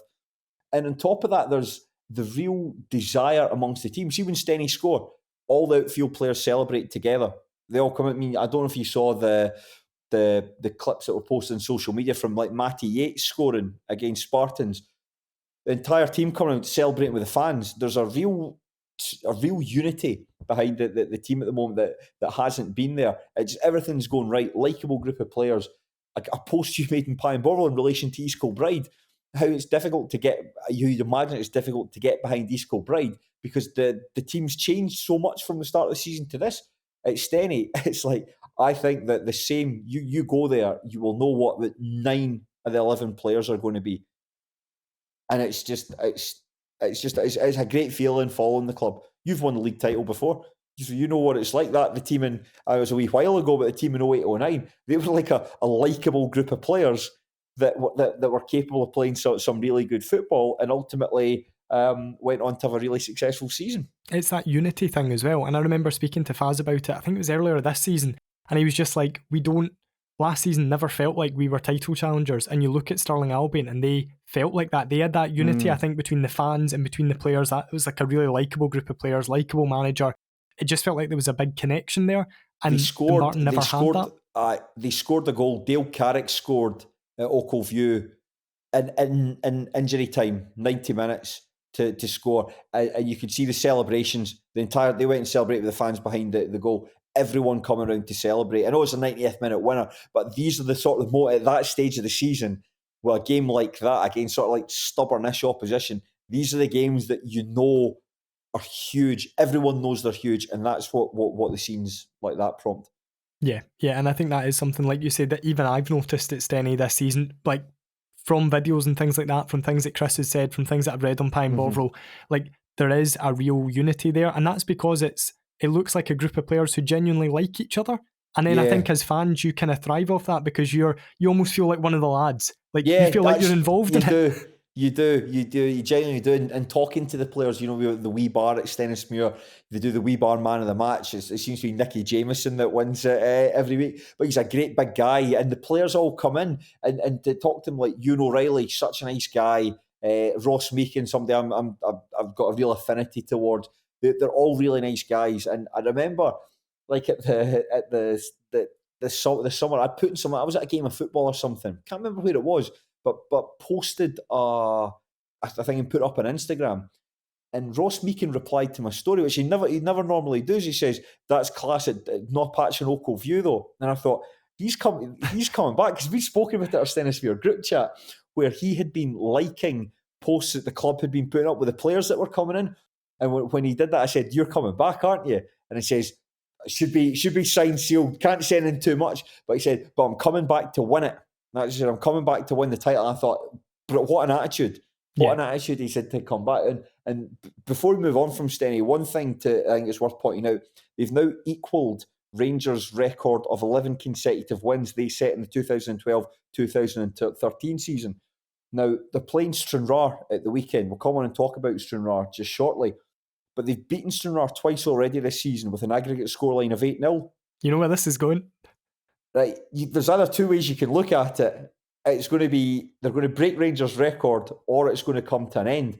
I think that Gary Naismith was talking after the Spartans game, and they said, he was asked, was maintaining that record something that was an incentive for you? And he was like, not at all. We took it as it's prepared for it completely in isolation. It's all about beating the Spartans. It's all about just getting the 3 points in that game. I do wonder, though, if getting a 12th consecutive victory and moving ahead of Rangers' record, that has to be an incentive.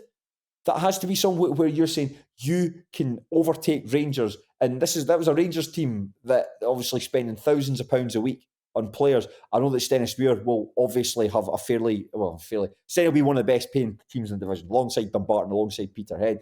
But it's not like massive amounts of money. You've got the chance to beat Rangers' record.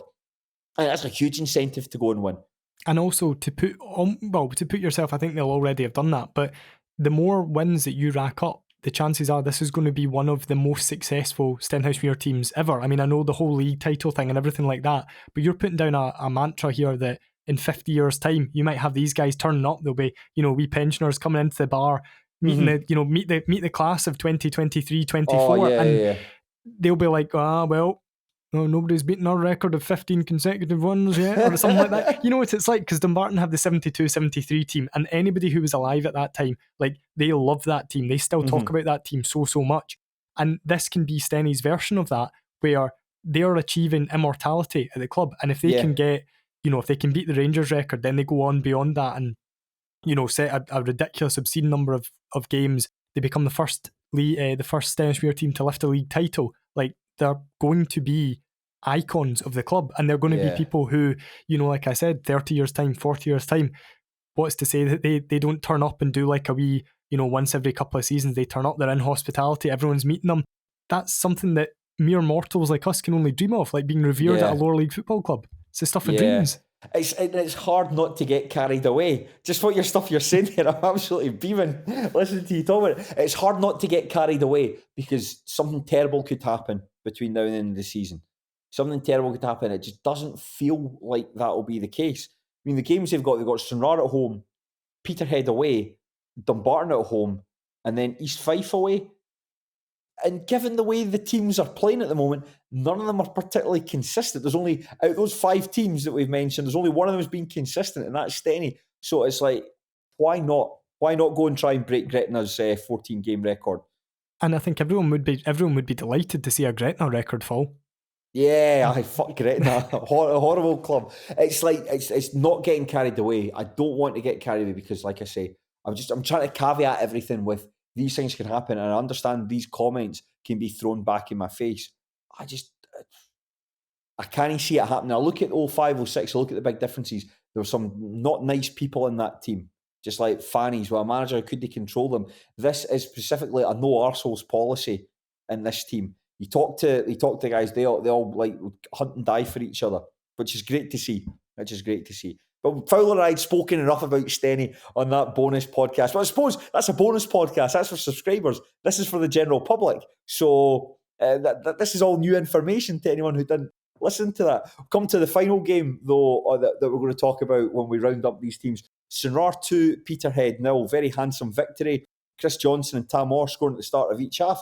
It was Johnson's first goal since joining the club from Man Athletic, and it was Tam Orr's 27th birthday. So a good day all round.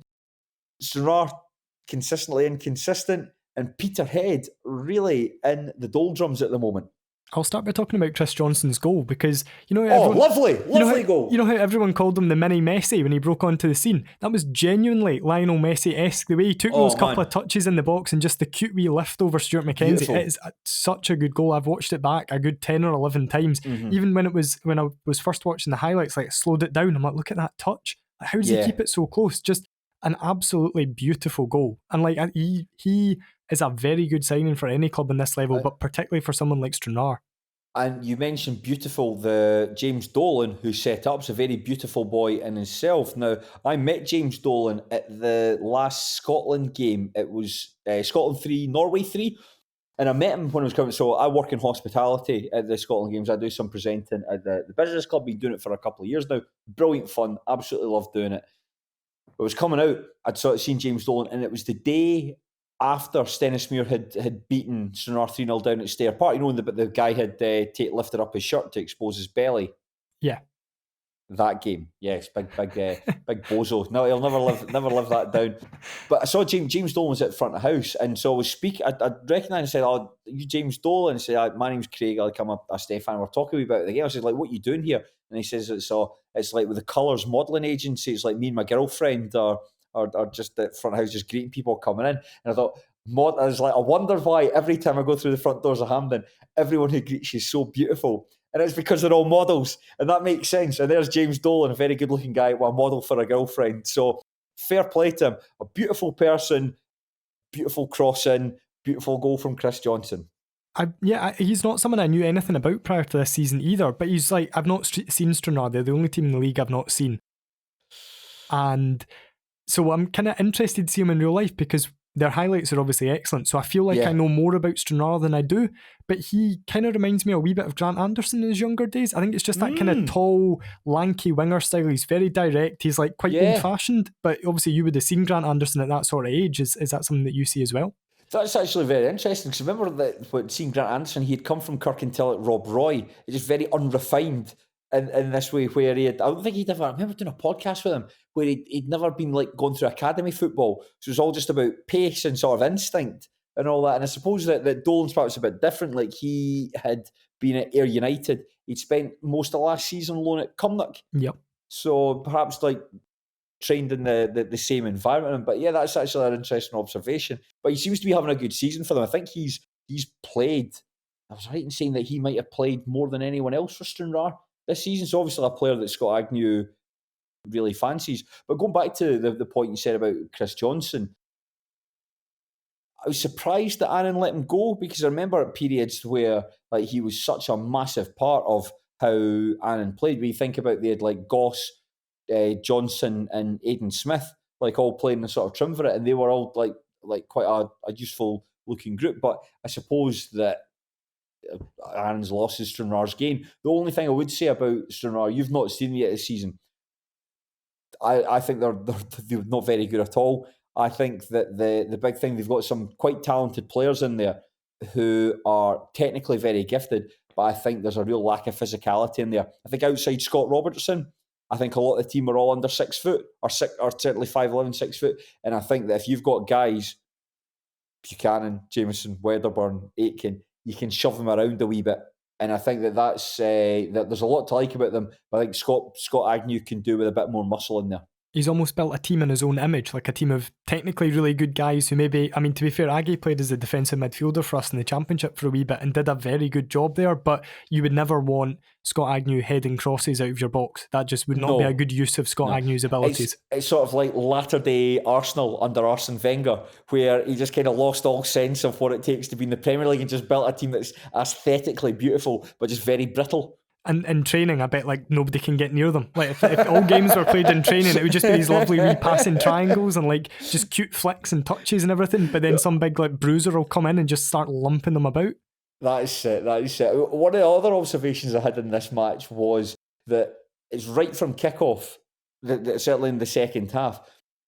And I wondered why all this had been kept in the highlights package. But honestly, I thought this is a really good example of how like bad League Two football can be, where basically nobody's putting their foot in the ball. Peterhead player thumps it, but he thumps it up into the air, and then it gets headed back, then it gets thumped forward again. No one's putting their foot in the ball, controlling it. And then it breaks to Chris Johnson, who switches the ball out to Tamor and the white and the right, who's making it a run in field. And you're thinking, you're going to miss this. You're having to think about what you're doing here. You're going to miss this. But it's a really good finish beyond Stuart McKenzie and into the net. But prior to Johnson getting on the ball and playing that ball out wide, that little 30-second spell, that is distilled League Two football. Yeah, see that wee 30 seconds. See if you put that across 90 minutes, that's Dumbarton against Bonnyrigg. That's what you missed. It was just that. And Peterhead though, I mean, obviously Suns were up there, so I was up there last week at Balmoor. Fair play to you for making the journey up there on a Tuesday night. I know why did I think that was a good idea? That was never going to be a good idea. But anyway, I thought they played quite well. I thought they definitely merited their win. Dumbarton kind of did last season's tactics. They got a goal early on and they sat in behind the ball. And the two players who for me completely ran that game were Joe McKee and Andy McCarthy. What happens down at Stair Park when McKee went off injured early on and then Andy McCarthy picked up a red card late on? If they're without those two guys for any prolonged period, and I think they work so well as a duo, like Andy McCarthy's a guy I love to hate. I think he's so good at what he does, but like he's so unlikable on a football pitch. Like, he loves to go down, he loves to kind of make a meal of things, he loves to make noises when he's hitting the deck, he loves to bam people up a wee bit, but I'd have him at us in a heartbeat. I don't think there's anyone really in the league better at what he does than Andy McCarthy. If they were to lose him, obviously he'll be suspended now, but if they were to lose him for a prolonged period, if Joe McKee's injury is bad and he's someone who's had his injury problems, like there's not a fantastic degree of depth in that squad at all. Mm-hmm. You can see that was reflected in the bench. I think they had four players on the bench, and there's McKee going off injured, Hamish Ritchie coming on his place. Peter Pollitt was an interesting signing, and I'll be interested to get you because you'll have seen him. He made his debut up in that 3-1 win. The impression I get when you see someone dropping down from full-time football, I mean, Dundee United only hadn't played for a good number of months. When you see someone dropping down from there into like part-time football in League Two, it suggests to me something's gone awry and you're not going to be a good signing for that team. How was he when you saw him?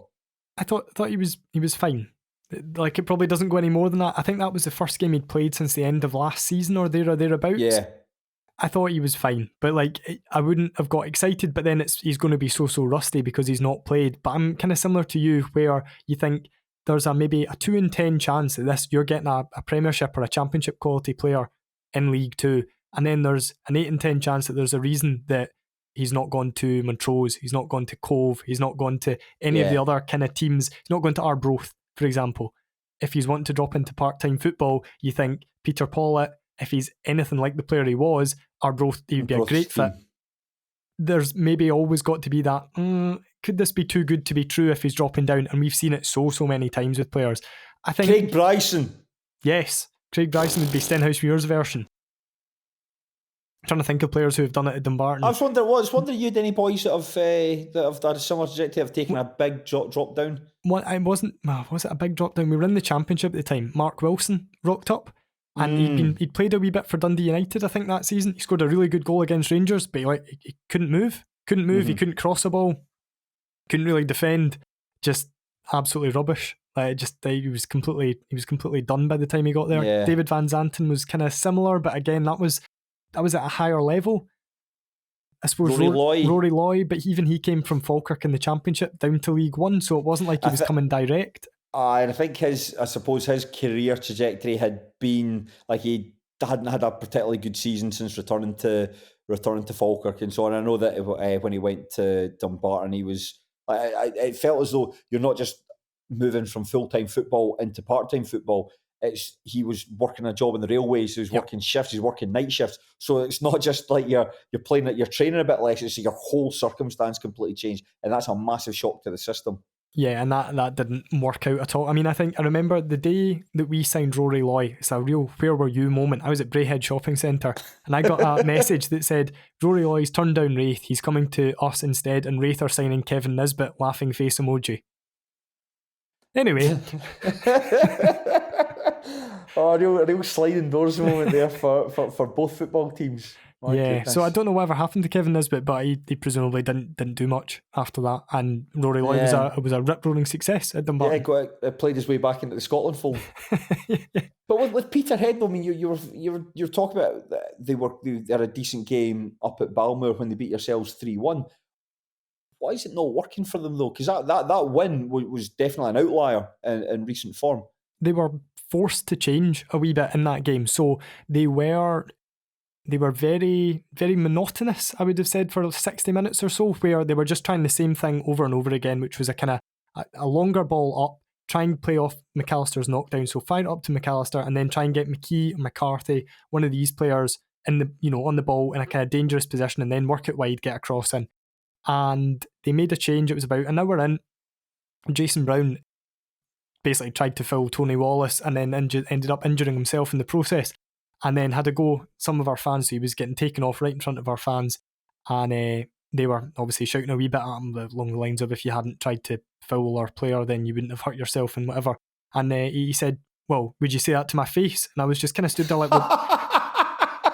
well, they are saying it to your face. Like, what are you going to do? You're not going to... You remember Martin Waghorn outside the Chippy where somebody called him a fat bastard? And he was like, say it to my face. And it was like some 14-year-old and he just went, you're a fat bastard. And he was like, all right then. That actually reminds me, wait till I find this. There was something... Do you know the have you heard of the YouTuber Blair McNally? Yes, I'm aware of him, yes. Yeah, I think a lot of people are aware of him, particularly sort of this vigilante sort of weird...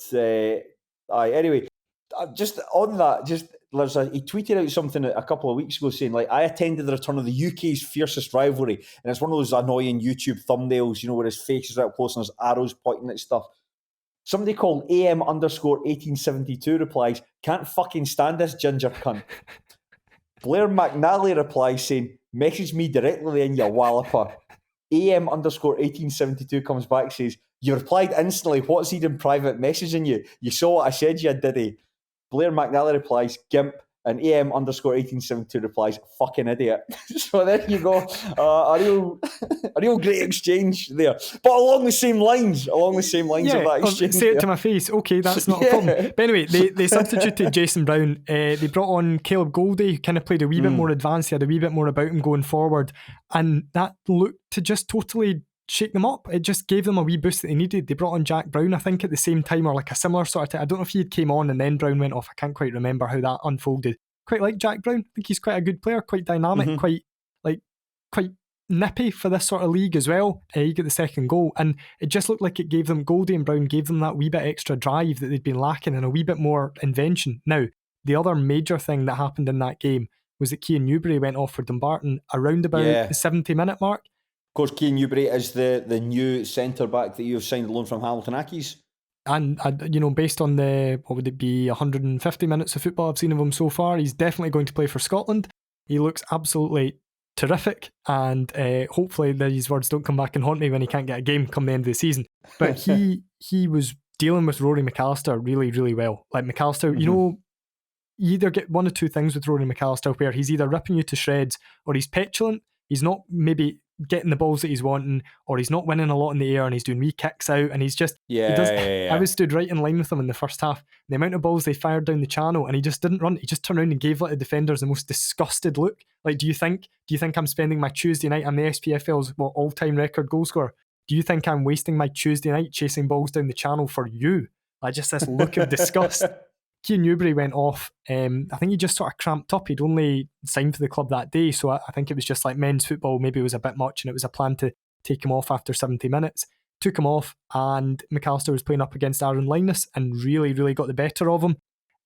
That was the things that changed it. So how much of it was down to Goldie and Brown coming on? How much of it was down to Newbury going off? I think it all linked, because McAllister goes on, he scored the penalty, he scored the equaliser, and he also hit the post in that last sort of 15-minute spell, and he was just having all sorts of joy. And he probably should have walked away from a game that maybe he only played well in for 20 minutes with a hat-trick.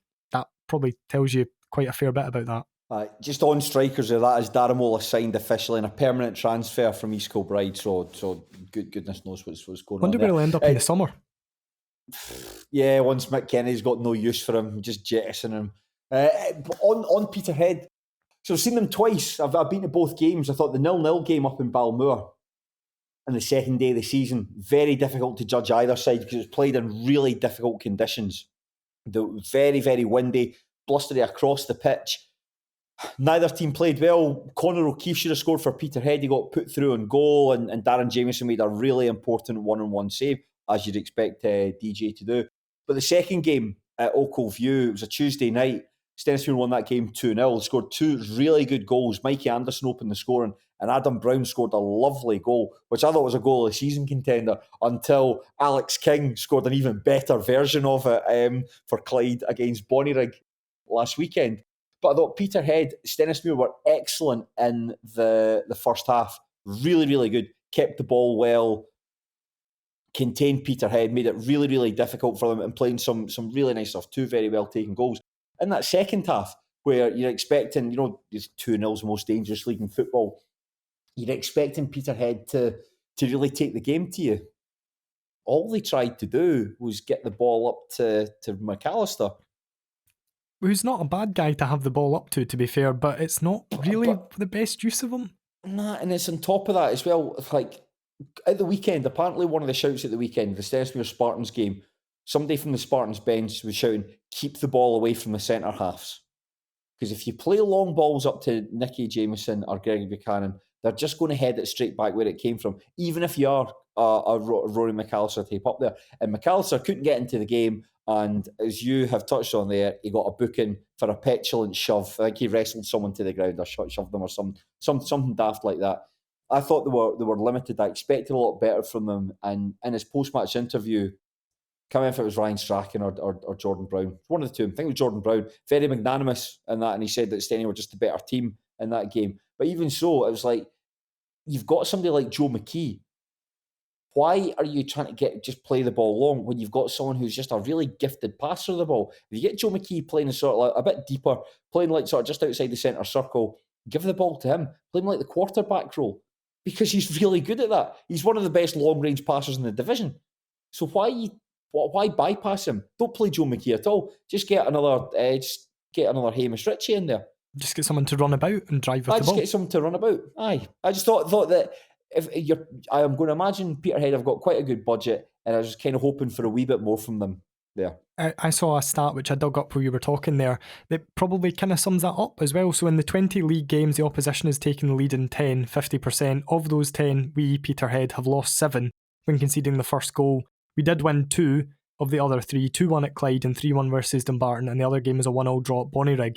In the other 10 games, 9 times we took the lead and would win all 9. The other was a 0-0 draw against Stenhousemuir in August. We currently have a 100% win rate in the games we score first, but 20% in games where we fall behind, which kind of tells the story. And it also makes me wonder a wee bit how good a manager or how good our managers are Jordan Brown and Ryan Strachan, if they're coming with a game plan, but that game plan maybe isn't adapting during a game. So, we've fallen behind, just keep doing that game plan. Well, no, it's not working.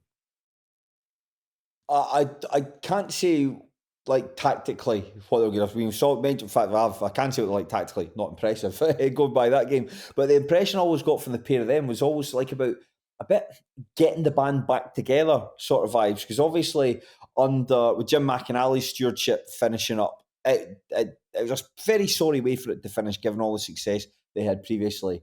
Then Davy Robertson comes in. That's an unmitigated disaster. I don't think Davy Robertson will have anything nice to say about his time at Peterhead, and the people associated with Peterhead will have anything nice to say about him. So by giving it to them, 2 players have got long associations with the club. You see that when they brought back Scott Ross from Cove Rangers and Rory McAllister comes in from Montrose, it kind of feels as though you are assembling the side that won the division back in 2019. You know, so I would have been 2019, 18, 19, it would have been. And it feels like it's just all about them. It's personality based more than anything else. And I just, the idea of co-managers, I know, I don't really have anything tangible to say about it. I don't think it's particularly worked in Scotland. It's not something I particularly like. It's not something I'd want to see from my own team. We had co-managers. It didn't work. That was back in about 2003, 2004, Des McEwen and Tony Smith. So, aye. But even so, I'm just disappointed that they barely laid a glove on Stranraer in this game. Yeah, they just didn't really create much. I know they've got limited options on the bench, but the frustration was summed up with McCarthy's 2 yellow cards. Yeah, I wonder as well how difficult it is. So see, if you're co-managers and the players you're signing are effectively teammates who are pals, I assume in the case of quite a few of them, that's fine. See, when things are going well, like your manager's your pal. See, when it starts to go wrong, can you take a telling off somebody who you also like go out with at the weekend, who maybe, you'll go and watch games on a Friday night or whatever, you'll go out with at the weekend, or maybe your families, your other halves are pals or something like that. It just becomes that really difficult line between the personal relationship and the manager relationship. And I remember Ian Murray basically talking about when he came in at Dumbarton, he didn't know who any of the players were. And he said to him, I don't know who most of you are, and none of you are very good. And that sort of, based on where you are in the league, none of you are very good. It's probably quite good for a manager to be distant. You maybe want an assistant who's close with them. But like, I don't imagine many sort of top managers sign players who are their pals purely for that sort of awkward reason. I think when Mark Roberts was at Ayr United, he did it a wee bit. Big mistake. There was guys like Ryan McStay, Austin McCann, Mark Twaddle. Aye, guys like and that didn't work. And on top of that, it's the sort of thing you saw that at Ayr United. It was very, very easy to fans to get on his back when results aren't going well. You're picking your pals every week, and it's like optics are an incredible thing. Just in terms of like perception goes a long way. Perception does really go a long way. So I wonder how much, not to say like, oh, everyone's faltering, Spartans are faltering, Dumbarton are faltering, Peterhead, but again, it's the big test of any manager is you can come in, you can get that new manager bounce. When things are going well, it's the easiest job in the world probably. You just pick the same team every single week. Most people are happy, even if you're not playing, you can't have a complaint. But now they're maybe starting to get knocks on the door, or now he's maybe looking at someone going, he was the best man at my wedding, but he's cost us 3 goals in the past 3 games. So I might have to, I don't know if he's that close to some of the players, probably not. But just, it's that potentially difficult situation of having to drop somebody who you have quite a strong personal relationship with, and that'll be the making of them, or that'll break them, and they'll, it won't work out. And I don't know which way it'll go. I don't know them enough as characters to know how they are dealing with it. Mm-hmm. League champions, Fraser. Stennismuir. Top 3. Exactly. Sorry, not top 3. The 3 playoff places. Exactly as it is now. Okay. Are any of those 3 sides going to get promoted? Well, Dumbarton don't win big games under Stevie Farrell, as I've been told several times, so they won't. I don't think Peterhead will. Spartans maybe, if they can keep a sort of feel-good factor going, but it'll depend who they're playing. How about a Spartans Edinburgh final? And the winner gets to keep the other club. Tom Tracy's dream comes true. And who's bottom of the table? Oh, you see, I've been sort of ripping this up and shredding it, and I think we'll have a clearer picture by the end of the month. If you ask me at the moment, I'm asking you at the moment. My head is still saying Elgin, but I wouldn't be shocked if it was Forfar. Okay, and are that team going to get relegated out of the division? Depends how many players East Kilbride have signed and sold by that point. Their squad could be completely different in 5 months. Like Daramola's away out again. They've got someone else in. So depends. I mean, they could have Rusty McLean up front by that point. Again, it genuinely could be. But Fraser, you and I have been talking for more than 2 hours. That's absolutely absurd. That is an absurd length of podcast, and that's very lower league preview sort of vibes that we're getting there. That's because that's one division, tour for one division. That's the sort of stuff that, see, you put me and Sean in a room together. Oh my goodness! There you go, Fowler. If you're listening, book it. Pay for get Fraser an overnighter to come down into Glasgow. We'll come to your flat. You and your flatmate go out for the day, go out for the night, go and stay somewhere else, and just leave us the recordings and we'll crack on with it. But Fraser, absolute pleasure. Great to catch up with you and talk about lower league football, and you've been very generous with your time, so thank you very much. No, not a problem at all. The invoice will be going the way of Craig Fowler. Yes, that's what we want to. That's what we want to hear. And of course, we want to thank you, the listener, for sticking with us. I know it's not necessarily kind of the normal podcast we've done. I'm yet to patent this one. So if I hear one of those lesser podcasts have done their own deep dive into League Two, I'll only have myself to blame because I didn't get the chance to go down to the patent office this afternoon. But thank you for your continued support. Thank you for sticking with us. If you want to hear more from us, please go and subscribe to Patreon, because there's thousands of podcasts up there. Literally thousands. Some of them are really good. Some of them aren't very good, but most of them are fine. So it's well worth your money. It's a terrible endorsement. Some of them are good. Some of them are fine. No, they're all very good. They're all very good. I listen to them all. I can tell you they're all very good. But Fraser, once again, thank you very much. No problem at all. Thank you for having me. And thank you. And unlike, was it Jason Brown that got subbed off in that match against Dumbarton? Yes, it was, yeah. Yeah, unlike Jason Brown and those Dumbarton fans, enjoy your football, but do so respectfully. That's all we ask. Thank you. Bye.